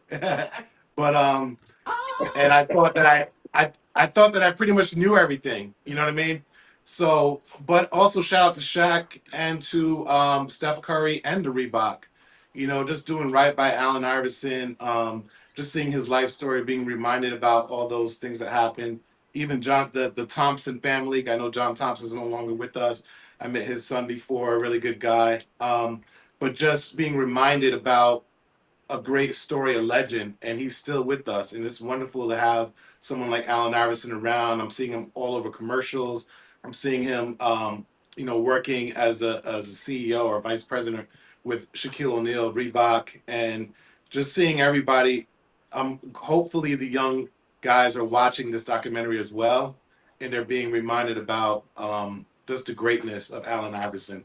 So it's a shout out to him and everybody around him in his circle, and his family as well. Just having his back and how they toughed out, pretty much, the whole controversy that was going on, and him then going to college to play for John Thompson, and then just having the career he had in the NBA. It takes a village. And so shout out to everybody involved in that camp. Bubba Chuck, Doc. Bubba Chuck, back Yes, in the sir. day. Heck of a Yes, football sir. player as well. Yeah. You guys rock. This has been an extravaganza, man. That Giannis topic, that Chris Paul topic, guess what? They've got tentacles and legs, okay? We haven't heard the last of those, but I love that you brought up Correa. All of our audience members, we really, really appreciate you guys and girls. We love you. Please subscribe to our YouTube channel. That would be awesome. And we will see you again next Tuesday at 2 p.m. Eastern time for Dr. X, for Dwight Walton, for A.M. Pepper, for Jason Arambula, and Kai Josephson behind the glass. I am Rick Kamla. Have a great weekend, everybody. We are Beyond the Surface.